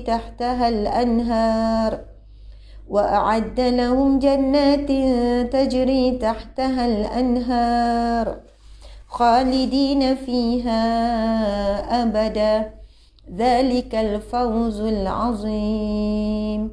Sadaqallahul azim. Surah At-Taubah ayat 100. Subhanallah, indahnya sahabat-sahabat sekalian. Firman Allah yang bermaksud orang-orang yang terdahulu lagi yang pertama masuk Islam daripada golongan Muhajirin dan Ansar dan orang-orang yang mengikuti mereka dengan baik. Allah redha kepada mereka dan mereka pun redha kepada Allah, dan Allah menyediakan bagi mereka syurga-syurga yang mengalir sungai-sungai di dalamnya selama-lamanya. Mereka kekal di dalamnya. Itulah kemenangan yang besar. Allahu Akbar. Subhanallah. Ini impian kita semua. Cuba perhatikan sekali lagi firman Allah ini. Orang-orang yang terdahulu, lagi yang pertama-tama masuk Islam dari golongan Muhajirin dan Ansar. Kemudian orang-orang yang mengikuti mereka dengan baik. Subhanallah, mudah-mudahan kita lah tu golongan yang mengikuti mereka dengan baik. Allah redha kepada mereka dan mereka pun redha kepada Allah. Dan Allah menyediakan bagi mereka syurga-syurga yang mengalir sungai-sungai di dalamnya selama-lamanya. Mereka kekal di dalamnya. Itulah kemenangan yang besar. Allahu Akbar. Sahabat-sahabat sekalian, sebenarnya masa kita dah pun habis. Betul kan? Masa kita dah pun berakhir. Saya ingin berkongsi amalan untuk kita cepat redha dengan Allah. Dapat je ujian Allah, redha. Mudah saja untuk kita redha. Kan? Bila datang je ketetapan Allah Subhanahu Wa Taala, kita cepat-cepat dapat redha dengan Allah Subhanahu Wa Taala. Apakah amalan tersebut? Ia berdasarkan hadis Nabi SAW. Hadis Nabi yang bermaksud, barang siapa yang pada waktu paginya mengucapkan radina billahi rabba wa bil islami dina wa bi Muhammadin nabiyyan wa rasula, dan 3 kali pada waktu petang, Nabi kata, maka dia berhak mendapat redha Allah di mahsyar kelak. Subhanallah. Sekali lagi saya ulang, Nabi sebut, barang siapa yang membaca zikir radina billahi rabba wa bil islami dina wa bi Muhammadin nabiyyan wa rasula 3 kali pada waktu pagi, 3 kali pada waktu petang, maka dia berhak mendapat redha Allah di mahsyar kelak. Jadi sahabat-sahabat sekalian, siapa yang nak masuk syurga sekeluarga wajib beramal dengan zikir ini. Ingatkan diri kita dan ahli keluarga kita, adik-beradik, sahabat-sahabat, ibu ayah kita, supaya jangan tinggal zikir ini pada waktu pagi 3 kali. 3 kali pada waktu petang, agar kita dapat redha Allah di mahsyar kelak. Subhanallah. Kita tahu bahawa saja dengan amal soleh kita, kita tidak akan mampu untuk masuk syurga Allah, kecuali dengan rahmat dan juga redha Allah Subhanahu Wa Taala. Kalau Allah redha kita sebagai hamba-Nya, lalu kita akan dapat masuk syurga-Nya. Ini disebut dalam firman Allah Subhanahu Wa Taala.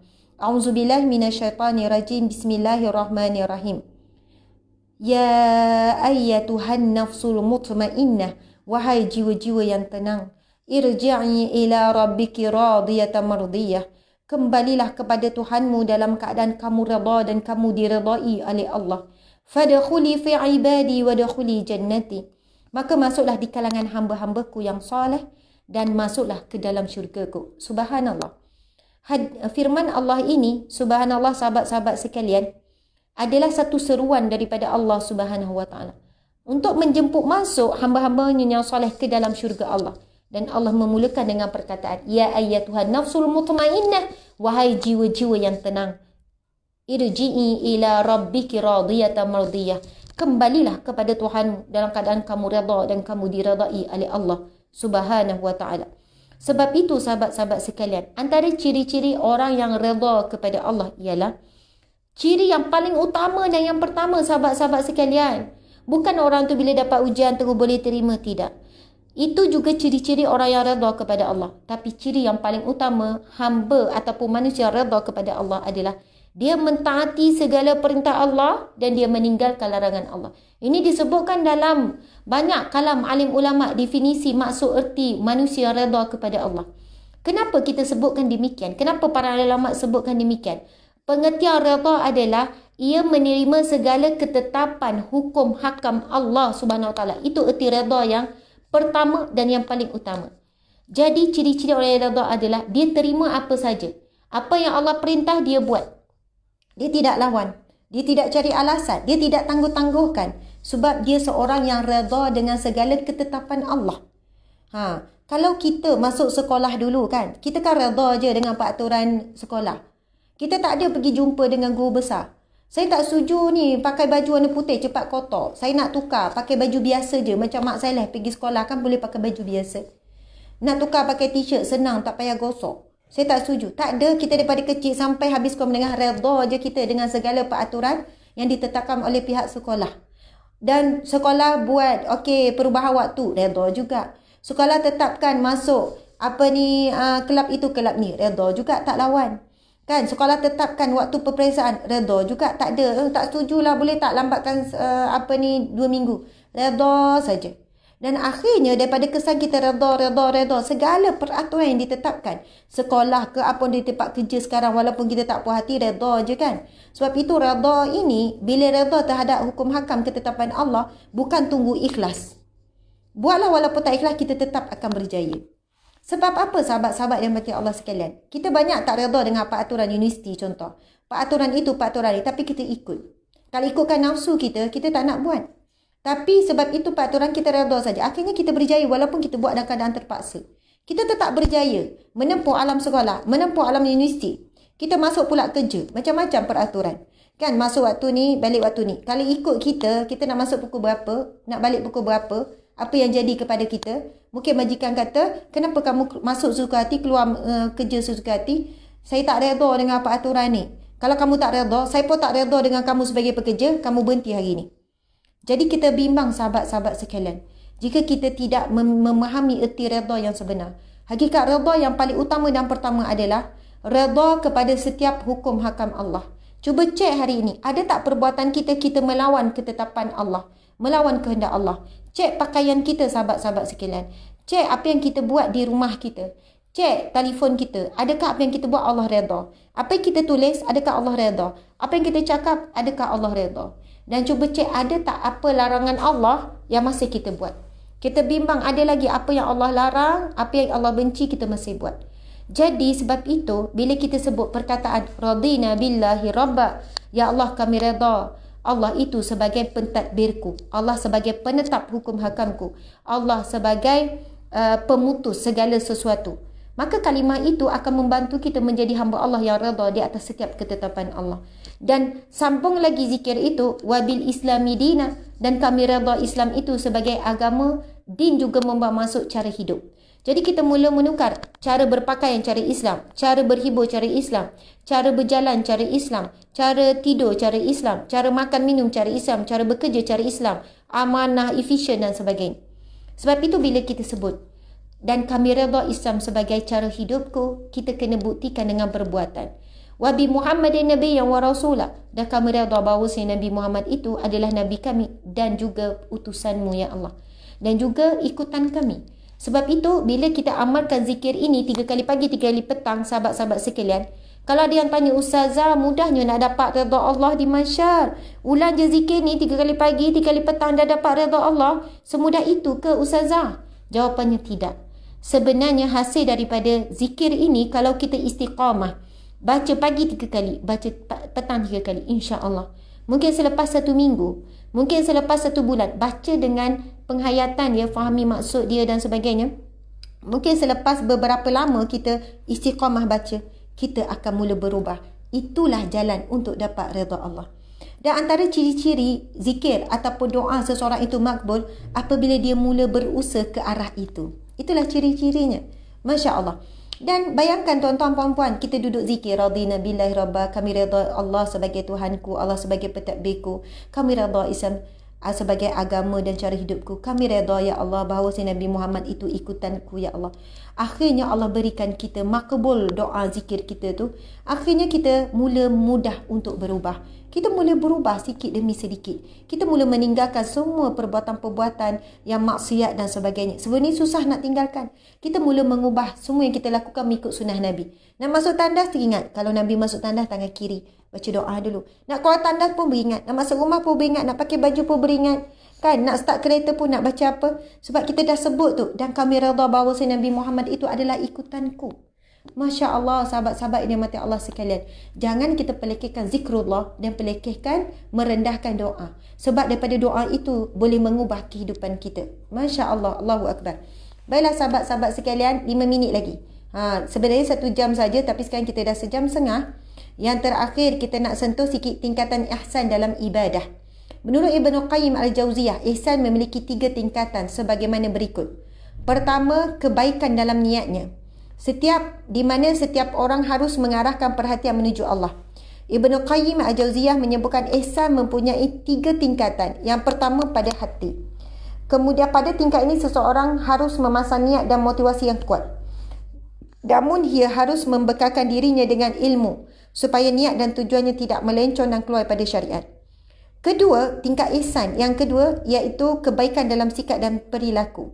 Pada tingkat ini seseorang harus mampu menjaga dan memelihara kebaikan sikap dan perilaku secara konsisten. Tanpa pemeliharaan ini, kebaikan sikap dan perilaku itu akan hilang dan lenyap.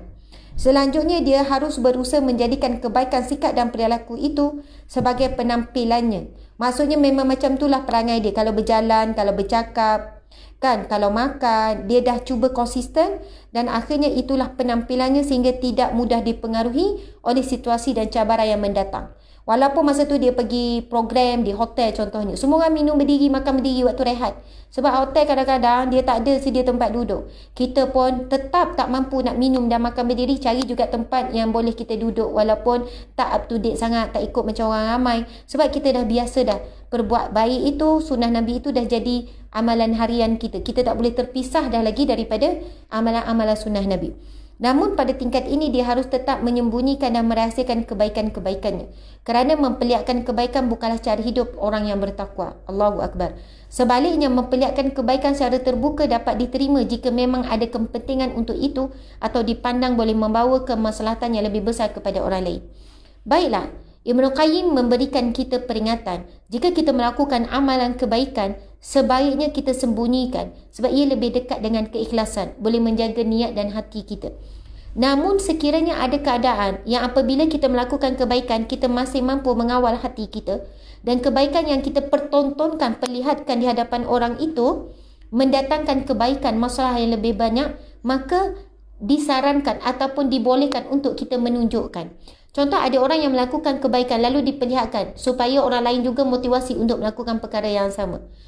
Contoh, ada orang dia berkata-kata perkara yang baik dan dia memberi contoh tentang apa yang dia lakukan dengan tujuan supaya orang lain boleh ikut apa yang dia lakukan, maka dalam keadaan hatinya boleh terjaga, tidak salah.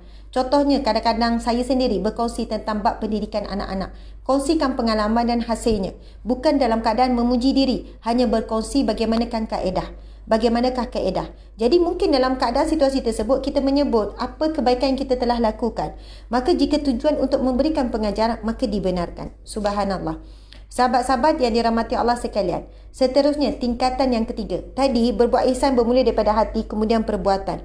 Iaitu kebaikan pada setiap waktu. Pada tingkat ini seseorang harus berusaha supaya sepanjang waktu dia dapat menyaksikan Allah, merasakan Allah itu, melihatnya dan dia juga merasakan kewujudan Allah. Di sini dia harus menjaga cita-cita dan perhatiannya supaya tidak beralih kepada sesuatu yang lain daripada Allah. Dia juga harus mengarahkan seluruh perjalanan hidupnya hanya menuju kepada Allah Subhanahu Wa Taala. Pada tingkat yang paling tinggi ini, ihsan akan memperlihatkan kematangan tauhid dan sebagainya. Allahu Akbar, subhanallah. Jadi sahabat-sahabat yang dirahmati Allah sekalian, saya tak sempat untuk mengupas subtopik berkaitan dengan tingkatan ihsan sesama manusia. Subhanallah. Berbuat baik menurut Sayyidina Ali. Cuba kita lihat. Antara kata-kata mutiara Sayyidina Ali radhiyallahu anhu tentang kebaikan, tentang ihsan. Kebaikan itu bukan dengan memperbanyakkan harta dan anak. Kebaikan itu apabila ilmu anda bertambah, kemurahan hati semakin besar dan tidak riak. Apabila berbuat baik, anda memuji Allah Subhanahu Wa Taala, dan apabila melakukan kesalahan, anda bergegas memohon keampunannya. Subhanallah, indahnya kata-kata Sayyidina Ali radhiyallahu anhu. Boleh ya? Boleh salin? Semua nampak kan? Semua nampak? Boleh salin, catat. Kata-kata mutiara daripada Sayyidina Ali radhiyallahu anhu tentang kebaikan, tentang ihsan. Kebaikan itu bukan dengan memperbanyakkan harta dan anak-anak ataupun kuasa, nama dan sebagainya, tidak. Kebaikan itu apabila ilmu anda bertambah, anda menjadi orang yang lebih baik. Kemurahan hati semakin besar. Subhanallah. Bukan kepada berapa banyak tuan-tuan puan-puan, tapi kemurahan hati semakin besar. Dan tidak riak. Tidak riak. Jaga hati daripada riak. Apabila berbuat baik, anda memuji Allah. Bila buat kebaikan, bila orang puji kita, terus kita alhamdulillah, alhamdulillah. Subhanallah, Maha suci Allah, Allahu Akbar, Allah Maha besar. Puji Allah. Dan apabila melakukan kesalahan, anda bergegas memohon keampunannya. Sebab itu kalau ada orang tanya, Ustazah, bila waktu paling afdal istighfar? Ketika saat kamu melakukan dosa, terus istighfar. Jangan tangguhkan istighfar. Ustazah, bila waktu afdal solat taubat? Ketika kamu melakukan dosa, terus saja bersegera solat taubat. Kalau keadaan tak sesuai untuk buat solat taubat, maka istighfar. Jangan tangguhkan istighfar. Melakukan dosa itu satu dosa. Menangguhkan istighfar, menangguhkan mohon ampun juga dosa yang lain. Jadi sebab kita tidak tahu, kalau kita kata nantilah waktu zuhur minta ampun sungguh-sungguh, jangan. Sebab kita bimbang, tak sempat waktu zuhur kita dah meninggal dunia. Segerakanlah istighfar, sahabat-sahabat yang mati Allah sekalian. Dan di sini ada ihsan dalam pekerjaan, kita tak sempat. Ihsan di pekerjaan adalah membuat sesuatu dengan bersungguh-sungguh. Subhanallah, melakukan sesuatu dengan bersungguh-sungguh. Kalau kita tengok antara satu hadis Nabi, hadis daripada Aisyah radhiyallahu anhu, Inna Allah Ta'ala yuhibbu iza amila ahadukum amalan an yutqinahu. Yang bermaksud sesungguhnya Allah menyukai, Allah suka pekerjaan yang dilakukan oleh seseorang dengan bersungguh-sungguh. Sebab itu kita kena buat kerja sungguh-sungguh, efisien, jaga waktu, amanah dan sebagainya. Sebab Allah sangat suka dan Allah terima ia sebagai satu ibadah. Okey, ini tak sempat nak kupas tentang ihsan dalam rumah tangga.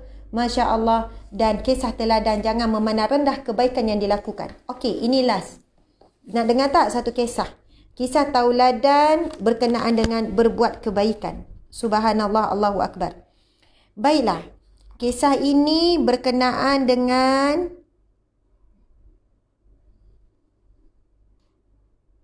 okey. Baiklah. Masya Allah. Kisah singkat saja. Saya ambil daripada kitab ini, iaitu kitab Ensiklopedia Akhlak Rasulullah sallallahu alaihi wasallam. Seorang Muslim yang baik juga akan segera memohon keampunan daripada Allah Subhanahu wa Taala atas segala kesilapan perkataan dan perbuatannya. Terdapat kisah tentang Ma'ruf Al-Karhi. Subhanallah. Nama hamba Allah ini Ma'ruf Al-Karhi, yang menafkahkan seliparnya kepada seorang pengemis kerana tidak mempunyai apa-apa untuk diberikan kepadanya. Beliau memberikan apa? Hadiah selipar. Dia ketika ada pengemis datang untuk meminta sedekah, dia tak ada apa-apa nak bagi. Dia bagi selipar dia. Tidak berapa lama kemudian, Ma'ruf mengetahui bahawa pengemis tersebut telah menjual seliparnya untuk mendapatkan wang. Dan wang tersebut digunakan untuk membeli buah-buahan. Apabila mengetahui perkara itu, Ma'ruf memuji Allah Subhanahu wa Taala dan bersyukur kerana telah memberikan seliparnya untuk membantu pengemis tersebut membeli buah-buahan dengan wang hasil jualannya. Subhanallah, Allahu Akbar, Masya Allah. Sahabat-sahabat yang dirahmati Allah sekalian, Ma'ruf ni bila datang pengemis, dia tak ada apa-apa nak bagi, dia bagi selipar yang dia dipakai. Kemudian bila dia dengar bahawa pengemis itu jual selipar yang diberi, kemudian dia dapat beli buah untuk dimakan, dia bersyukur. Syukur ya Allah, Engkau telah kurniakan aku selipar ya Allah. Dengan syukur tu, dengan sungguh-sungguh gembira tu. Ya Allah, syukur ya Allah, Engkau telah berikan aku selipar. Dan pada selipar itu, seseorang hamba-Mu ya Allah yang sedang lapar telah hilang kelaparannya. Mungkin tak kenyang tapi hilang lapar. Allahu Akbar. Jadi sahabat-sahabat sekalian, kita walaupun sekecil apa pun kan, dekat rumah ke apa ke kan, tak ada apa-apa nak bagi, ni je ada. Walaupun kecil, jangan kita batalkan niat kita. Malulah bang nak bagi ni sikit sangat. Apa sangat bagi dia, seganlah nak bagi ni. Tak payah bagi, kerepek ni je. Jangan kita remehkan. Sekecil apa pun kebaikan apa yang kita ada saat itu, kita berilah niat ikhlas kerana Allah. Sebab di sisi Allah ia besar dan di sisi penerima juga besar. Masya Allah, Alhamdulillah, Allahu Akbar.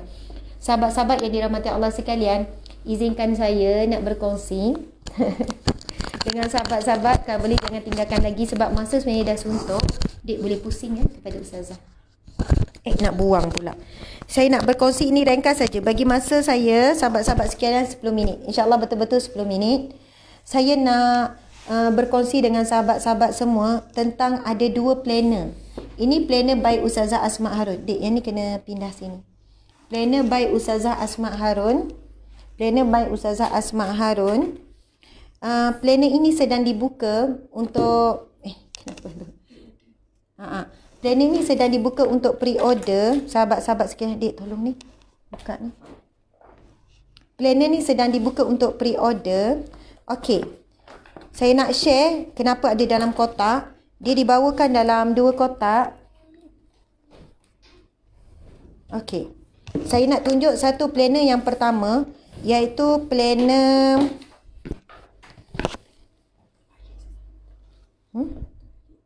terbalik. Okey, tukar. Okey, planner yang pertama, ini planner by Ustazah Asmat tahun 2021. Okey. Sekarang planner ini sangatlah special. Tu boleh kuatkan. Planner ni sangat special. Pertama, siapa yang beli satu set akan didatangkan dalam sebuah kotak seumpama ini. Ini untuk satu set. Ini untuk satu set akan didatangkan dalam kotak seperti ini. Okey. Ada tempat pemegang. Kerana apa satu set? Dia boleh beli berasingan pun boleh. Kalau ada orang nak beli planner saja pun boleh. Ada yang beli satu set, kita akan berikan dalam kotak seumpama ini.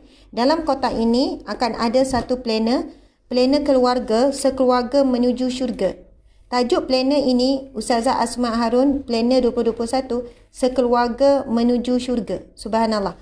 Dalam kotak ini ada planner, kemudian ada satu buku Al-Maqsurat dan surah-surah pilihan. Al-Maqsurat dan surah-surah pilihan.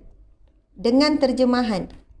Kan? Bacaan Al-Quran, surah pilihan iaitu surah Al-Kahfi, kemudian surah Al-Mulk.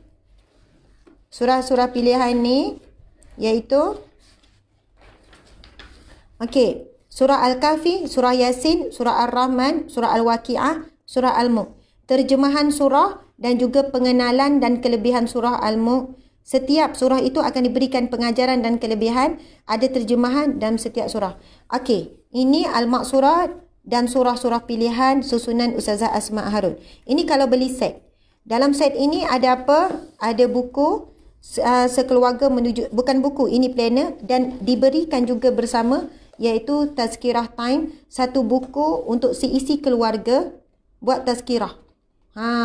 Sebab apa? Dalam planner ini kita akan guide untuk setiap minggu buat tazkirah. Dan buku tazkirah ini sangat cantik, sangat informatif, banyak ilmu-ilmu dan mempermudahkan. Ada dalam ini bab fiqah, kekeluargaan, ada dalam bab berkaitan dengan bab kekeluargaan lah banyak.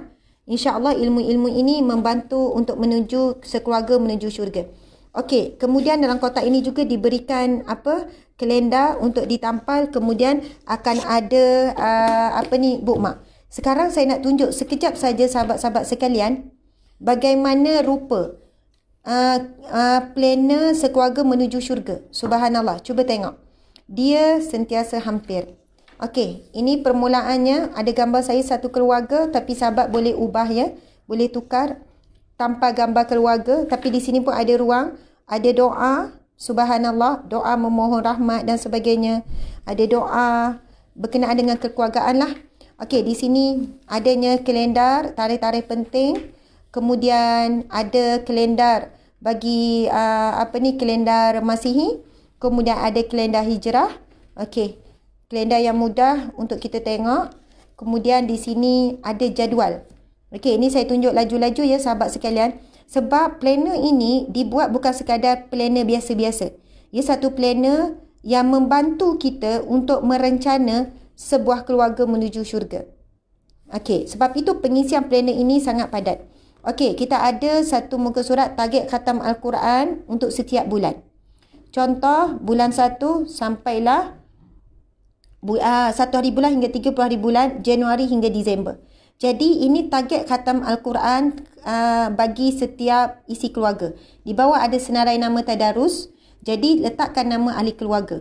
Jadi kalau kita tanda contohnya Januari, kita boleh habislah bulan 1 mungkin bulan Januari 1 juzuk. Kan? Sampai 4 juzuk, dapat 4 juzuk saja. Nanti sambunglah Februari, juzuk ke-5 ke-6. Mungkin 3 bulan habis khatam. Lepas tu sambung lagi. Mungkin 1 tahun kita boleh tengok jadual ni sangat cantik. Kita cuba target untuk khatam sekeluarga. Kalau tak mampu, mungkin untuk ibu ayah berdua saja. Target khatam ibu ayah. Peserta adalah ibu ayah saja pun boleh. Ini 30 hari ibadah challenge. Ini hanya untuk membantu saja. Kan, hari pertama, hari kedua, hari ketiga, hari keempat. Siapa yang nak, kalau di Instagram tolong DM. Kan, sahabat-sahabat di Instagram tolong DM. Sahabat-sahabat di di page, boleh saja tinggalkan komen. Okey, ini challenge ibadah 30 hari.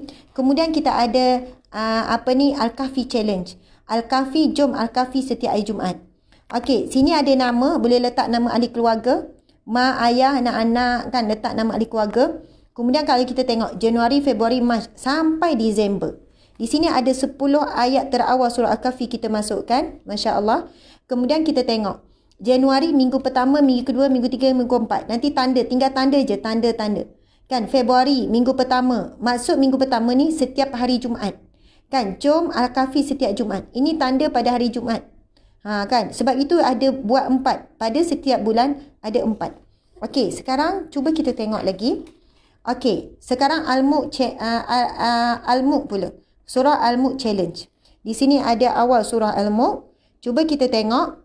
Okey, di sini kita tuliskan nama ahli keluarga. Kan, tulis kecil-kecil saja nama ahli keluarga. Contoh bulan Januari. Untuk Januari, pada 1 hari bulan, 2 bulan, sampai 31 hari bulan. Ini adalah catatan bacaan surah Al-Mulk bagi sebuah keluarga. Okey, kita nak catat supaya setiap malam tak miss baca Al-Mulk. Ini Januari dah habis dah untuk setiap hari bagi setiap ahli keluarga. Kemudian Februari, Mac, kan kita tulis nama ahli keluarga dan kita tanda. Masya Allah, nota, target, pencapaian, panduan dan sebagainya. Okey, cuba kita tengok pula. Visi dan misi keluarga jadikan realiti. Faiza azamta fatawakkal ala Allah. Apabila kamu berazam maka bertawakallah kepada Allah. Jadi yang ni saya sarankan contoh ibadah, kalian boleh tulis. Ibadah yang pertama, solat di awal waktu. Kan? Kemudian kita sebut zikir. Zikir, amalkan zikir apa? Istighfar 500 kali, 100 kali, terpulang, sebutlah. Pasal akhlak, kita nak ubah akhlak apa? Kan kita boleh tuliskan misi ni, sebuah keluarga menuju syurga. Yang ni kita boleh catatkan apa-apalah impian dan misi kita bagi 2021. Dari sudut kewangan, nak bebas hutang, nak ada simpanan. Okey, dari sudut tambah ilmu contohnya. Okey, wajib seminggu misi 3 kali hadir majlis ilmu.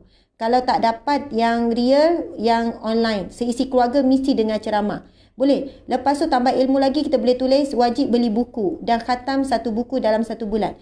Ini visi misi. Itu saya bagi contoh guideline sahaja. Okey, jalan kami menuju ke syurga. Ini kita boleh tulislah. Contoh daripada Januari ke Februari kan. Januari, Februari, Mac, April, Mei dan sebagainya. Okey, lepas tu pergi pula. Lakaran ke syurga. Ini kreativiti masing-masing. Dan kita boleh guide nanti kalau masing-masing dah ada. Okey, cuba tengok. Sekarang adalah roda-roda ke syurga. Sedekah challenge. Subhanallah sahabat-sahabat sekalian. Kita cuba letakkan setiap minggu mesti sedekah. Dan kalau boleh kita buat wajib setiap pada hari Jumaat. Tapi kalau ada orang yang datang dah susah, terus bagilah waktu tu. Jadi minggu pertama Januari, potong, lorek. Sampailah ketika kalau kita ada terlepas, kita akan qada dan sebagainya. Sebab kita nak nampak lorekan ni penuh, subhanallah. Jadi di sini kita boleh juga ada ruang untuk tanda ini nama. Ini nama ahli keluarga, Hayatizu ni maksudnya masuk ahli keluarga. Siapa dia? Kemudian Januari kita pun letak tanda-tanda ahli keluarga yang melakukan sedekah. Ini ada sedikit firman Allah galakan tentang bab sedekah. Okey, cuba kita tengok. Kita selangi dengan doa. Doa yang sangat indah. Kemudian sahabat-sahabat sekalian, jangan bimbang kalau siapa yang tak sempat nak tunggu gaji ustazah, sekarang ni beli order, pre-order tak dapat ustazah, tak apa, nanti dapat gaji terus pay, terus order masa tu. Kita akan buat iklan ini sepanjang sebelum masuk 2021 dan insya-Allah bila tuan-tuan puan bayar gaji kita terus buat post dan kalian akan dapat sebelum masuk 2021. Jadi kalau boleh nasihat saya, kan saranan saya jangan beli apa-apa planner lagi, belilah planner ni. Automatik kalian juga membantu kerja-kerja dakwah dan kebajikan kita lakukan. Okey, sekarang barulah mula Januari. Saya nak tunjuk bagaimana. Okey, ni Januari, kita mulakan dulu dengan kan keagunganmu. Ada satu nama Allah Al-Jalil. Cuba kita lihat. Sangat kita panggil apa? Sangat interaktif. Saya nak sebutkan perkataan interaktif sebenarnya. Kan daripada awal ada bulan, kemudian ada tulisan. Tulis bilangan muka surat Al-Quran yang dibaca setiap hari. Contoh 2, 5, 10. Kan. Jadi dia sarankan untuk kita tulis. Isikan bilangan muka surat yang surah yang dibaca. Masya Allah. Terbaik tuan-tuan perempuan. Mana nak cari macam ni? Nampak tak? Untuk setiap hari disarankan ada satu ruang, ada gambar kecil. Nampak tak ada gambar kecil Al-Quran? Ada gambar kecil Al-Quran, kemudian ada ruang kosong. Ini untuk kita tulis berapa muka surat kita baca hari ni. Catat je lah 1 muka surat, 2 muka surat. Kan? Ataupun nak tulis muka surat berapa kita baca hari tu. Esok boleh sambung muka surat berapa. Nampak tak? Wah, terbaik. Subhanallah. Dah siap-siap dah tu. Sebab nak bantu kita, menggalakkan kita baca Quran. Tulis berapa muka surat berapa yang kita dah baca. Masya Allah, Allahu Akbar. Sebab itu kena baca ni panduan-panduan ni. Okey. Cuba kita lihat itu catatan. Lepas tu catatlah apa-apa kan. Okey, sekarang kita tengok ini planning mingguan. Planner mingguan. Plan hari Ahad apa kan. Hujung tu dia tulis tu. Bacaan Al-Mulk sebelum tidur, jangan lupa. Ni dia suruh tanda Al-Mulk sebelum tidur. Lepas tu Al-Kahfi pula setiap hari Jumaat. Ni. Al-Mulk jangan lupa Ahad, Isnin, Selasa, Rabu, Khamis, Jumaat. Dia tukar kepada, dia ada tambahan iaitu Al-Kahfi. Masya Allah, Allahu Akbar. Allahu Akbar. Terbaik tuan-tuan puan-puan sekalian. Lepas tu di bawah ni ada sedikit catatan untuk amalan, bantu untuk amal soleh setiap hari. Ada solat tahajud, solat taubat, solat hajat, tanda ya. Ada Isnin, Selasa, Rabu, Khamis. Walaupun kecil boleh baca tu. Subuh berjemaah, maksurat pagi, apa semua. Okey, cuba kita lihat lagi. Begitulah setiap minggu. Bantu kita untuk guide supaya istiqamah dalam melakukan ibadah. Okey, setiap bulan ada game. Contoh game ni cari kata Asmaul Husna. Ini ada susunan untuk mencari sambungan surah Al-Husna. Surah Al-Husna pula. Asmaul Husna, nama-nama Allah. Okey, setiap bulan ada sisipan. Contoh pada bulan Januari, fiqh kekeluargaan, hukum sambut hari lahir dan ulang tahun perkahwinan. Sebab ia bab keluarga kan, dia akan melibatkan bab keluarga. Okey, jom bersenam pun ada. Target, matlamat, ganjaran. Ini adalah jadual bersenam. Okey, ini pula berkenaan dengan bab penyimpanan. Ini ada guide dia, nak isi apa, contoh-contoh. Tarikh, nama, jumlah target. Ini bab simpanan. Kemudian ini bab pengurusan keuangan. Detail tuan-tuan puan-puan sekalian. Gaji bersih suami, gaji bersih isteri, kalau tak ada gaji apa semua. Kereta 1, kereta 2, mungkin ada pinjaman lain, yuran tadika, lepas tu berkenaan dengan anak, lain-lain. Perbelanjaan dapur, bil-bil. Kita guide untuk tuan-puan hanya isi untuk setiap bulan. Kan, lepas tu nota, lepas tu status, dah bayar belum, tanda, dah bayar, contoh. Kemudian sedekah pula, masukkan juga dalam planner kewangan kita bab sedekah. Kemudian juga jumlah belanjaan, keluarlah baki. Pada baki tu baru kita sedar diri, boleh tak nak shopping bulan tu kan. Okey, dan setiap bulan akan ada beri nota info, tip tentang bab keuangan. Okey, kemudian ini ada satu jadual ibadah amalan harian. Masya Allah. Cuba tengok. Daripada ini warna kuning pagi, kemudian warna hijau ni kita dah bagikan dah. Itu waktu malam. Okey, solat sunat tahajud, solat sunat taubat, solat sunat ni, zikir apa semua ada catatan ni, saranan kita. Lepas tu kita masuk pula ya Allah. Okey. Jadi kita ada bekalkan waktu solat dan ini tuan-tuan puan-puan sangat terbaik. Rekod solat, jom solat di awal waktu untuk setiap bulan. Contoh, subuh. Subuh 1 hari bulan. Ada catatan ni. Subuh 1 hari bulan contoh. Nampak kan? Subuh 1 hari bulan. Kita tanda saja. Kalau awal warna hijau. Kalau tengah-tengah warna kuning. Merah lewat. Tengok. Subuh 1 hari bulan. Lepas tu Zohor pula 1 hari bulan tanda. Asar pula. Maghrib pula Isyak. Janganlah kita malu nak catat. Itu adalah rahsia kita saja. Tengok. Untuk setiap bulan. Tanda-tanda supaya kita guide kita untuk kita nak tengok semua hijau. Lepas tu adalah juga kuning. Tak apa. Minggu depan nak ubah. Sekian-sekian. Kan awal solat catat. Berapa banyak. Kita nak yang banyak warna hijau. Okey. Catatan kesyukuran. Ini tuan-tuan puan-puan boleh tulis.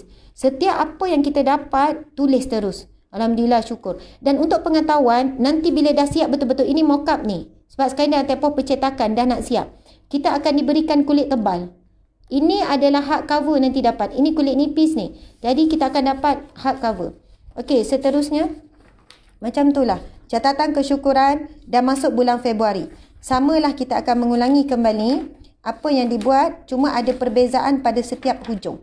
Okey, game berbeza, silang kata. Kemudian fiqh kekeluargaan berkenaan dengan nama anak pula. Itulah selingan dia. Sampailah habis. Dan saya nak tunjuk keistimewaan. Tengok, sangat cantik. Lepas tu setiap bulan tu memang berbeza. Last sekali. Tuan-tuan, puan-puan, jangan pergi, jangan tinggalkan saya lagi. Kita akan pergi kepada Ramadan. Ramadan, subhanallah, marhaban ya Ramadan. Berkenaan dengan info Ramadan, nanti ibu ayah bacakan ini bila dah tiba, hampir dengan Ramadan, buat persiapan Ramadan. Ini ilmu-ilmu berkenaan dengan Ramadan, ibadah Ramadan dan sebagainya. Okey, sini ada jadual untuk bayar zakat fitrah. Sebab kita tahu start bulan Ramadan, kita dah boleh bayar zakat fitrah. Ini senarai doa Ramadan kami, sebuah keluarga. Ramadan pertama minta doa apa satu hari, Ramadan kedua. Okey, kemudian cuba tengok. Memang cantik. Ya Allah, memang cantik sangat sahabat-sahabat. Cuba kita tengok, ini akan ada khas untuk Ramadan, untuk setiap hari Ramadan ada satu muka surat. Contoh Ramadan yang pertama, sahur pukul berapa, berbuka pukul berapa. Amalan ibadah harian untuk setiap hari Ramadan kita tuliskan, kan? Okey, kemudian tadarus rekod. Ini cantik. Mula muka surat berapa, berhenti muka surat berapa. Lepas tu tarawih rekod. Berjemaah ke, imam ke, solat sendiri ke, makmum ke. Berapa rakaat tarawih hari ini? Tulis dengan jujur. Subhanallah, Allahu Akbar. Jadi untuk setiap hari Ramadan kita guide untuk buat amal soleh. Kan cantik, warna hijau sedap, mata memandang, comel je. Mak, ayah, anak-anak. Okey. Kemudian kita tengok bila penghujung, Masya Allah, habis Ramadan. Akan ada apa? Syawal tiba. Alhamdulillah Syawal tiba. Kita ada kongsi sikit ilmu tentang Syawal. Lepas tu doa mohon keampunan. Masya Allah. Lepas tu kita akan mula-mula tabung korban.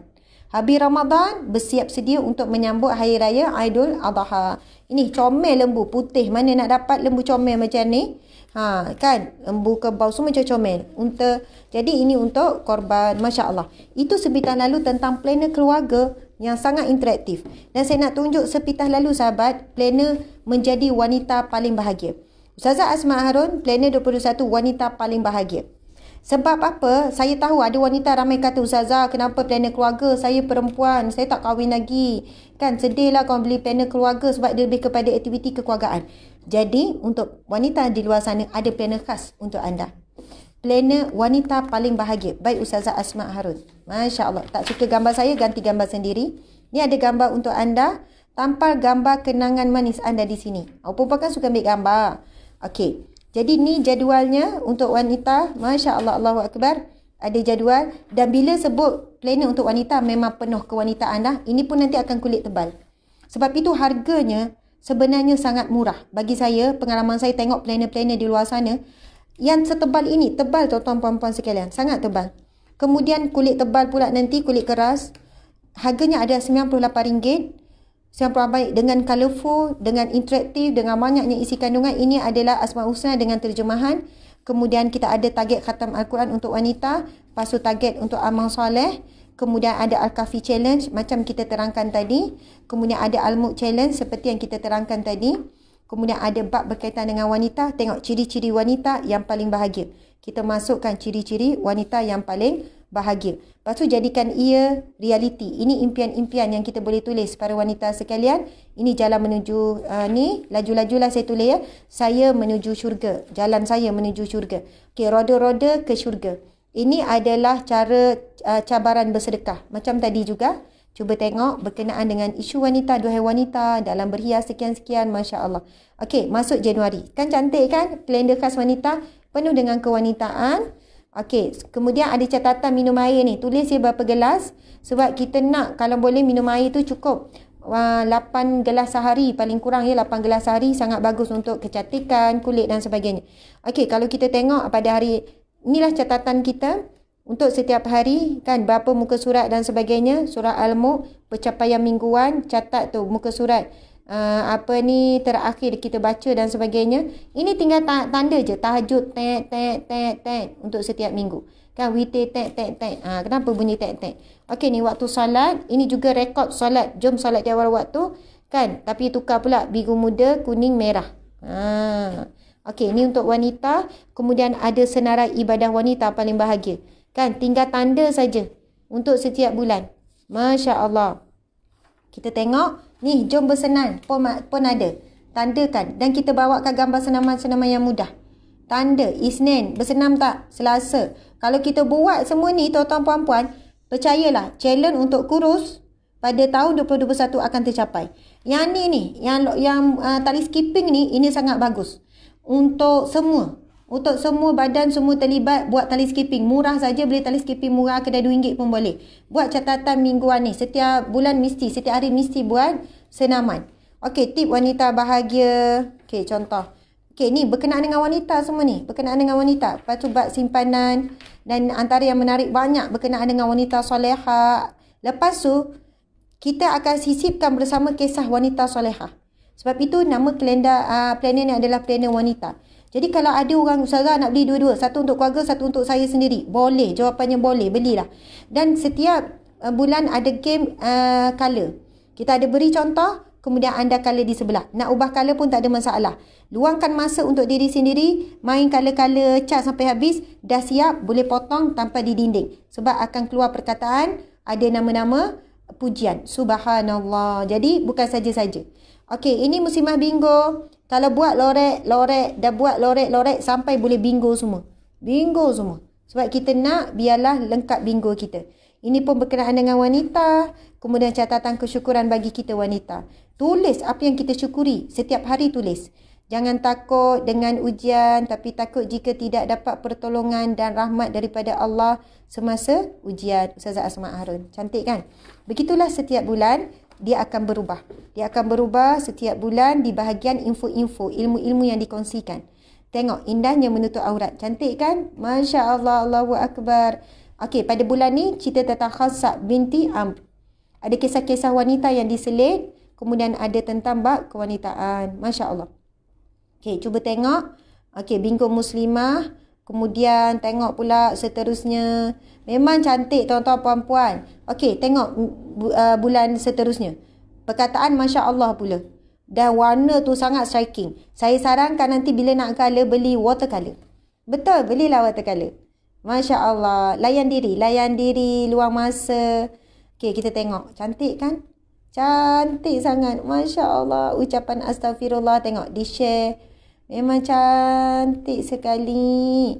Anda akan rasa seperti orang kata apa? Perhiasan mata. Mata pun sedap memandang, seronok, membantu kita rasa nak. Tengok ni. Doa memikat hati wanita. Allahu Akbar. Tengok. Style tak high heel saya. Style tak high heel saya. Macam-macam lah. Okey, kita tengok. Okey. Perkongsian berkenaan dengan bab sedekah, ucapan. Masya Allah. Sekarang masuk Ramadan time. Okey, cuba tengok. Bulan Ramadan, keutamaan ibadah di bulan Ramadan. Sekarang kita masuk marhaban ya Ramadan. Untuk kalender wanita juga ada khas sisipan berkenaan dengan Ramadan. Ilmu tentang Ramadan. Masya Allah. Jadual plan Ramadan. Ini senarai doa. Kemudian pergi Ramadan untuk setiap hari. Masya Allah. Comel. Siapakah itu? Kamulah yang comel itu. Okey, subhanallah sahabat-sahabat sekalian. Begitulah sampailah habis. Dan untuk wanita, dia ada satu buku sisipan kalau beli set. Ada susupan wanita, tip wanita bahagia. Dalam ini berkenaan dengan kewanitaan semua. Untuk kesihatan, untuk kecantikan, untuk amal ibadah, untuk akhlak, untuk sunnah-sunnah dan sebagainya. Sangat menarik. Masya Allah. Allahu Akbar. Okey, mohon maaf mengambil masa. Kata sekejap kan, tapi setengah jam juga sebenarnya. Semoga planner ini menjadi hak milik sahabat-sahabat semua. Saya doakan kalian murah rezeki. Kalau kalian nak jadikan ia satu hadiah, Masya Allah, jadikan ia satu hadiah yang istimewa. Jadikan ia satu hadiah yang istimewa kepada orang yang kalian sayang. Suami hadiahkan untuk isteri mesti suka. Kan? Anak hadiahkan pada ibu ayah ataupun ibu ayah hadiahkan kepada anak. Masya Allah.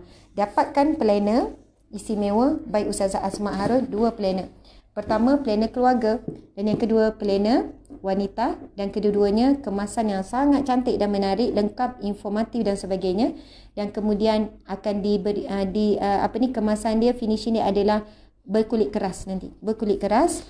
Kemudian jangan lupa bersama sisipan ini akan diberikan tazkirah time supaya apabila ada catatan dalam bab keluarga nanti ada waktu tazkirah. Seminggu sekali wajib tazkirah, halaqah, majlis ilmu dan keluarga terus ada dalam ni. Dan ada catatan yang boleh dicatat tazkirah apa pada minggu ni. Pilihan kita terus bagi sisipan bersama. Dan bila time baca Al-Kahfi, dalam ni dah ada. Bila time kita tulis baca surah Al-Waqiah, dalam ni dah ada. Time baca surah Yasin dah ada dalam ni. Time baca surah Al-Mulk dah ada. Sebab itu, bila beli set lengkap, kita sebenarnya menyarankan kalau anda pergi mana-mana, terus bawa kotak. Balik kampung, pergi holiday, pergi mana-mana, bawa kotak. Sebab dalam kotak ini set lengkap ibadah ahli keluarga. Masya Allah, Alhamdulillah. Terima kasih kepada semua. Mohon maaf kerana mengambil masa waktu ceramah seperti ini, kerana inilah waktu yang paling sesuai pun untuk kita wawarkan. Saya mohon maaf sekali lagi. Terima kasih kepada semua. I love you all so much.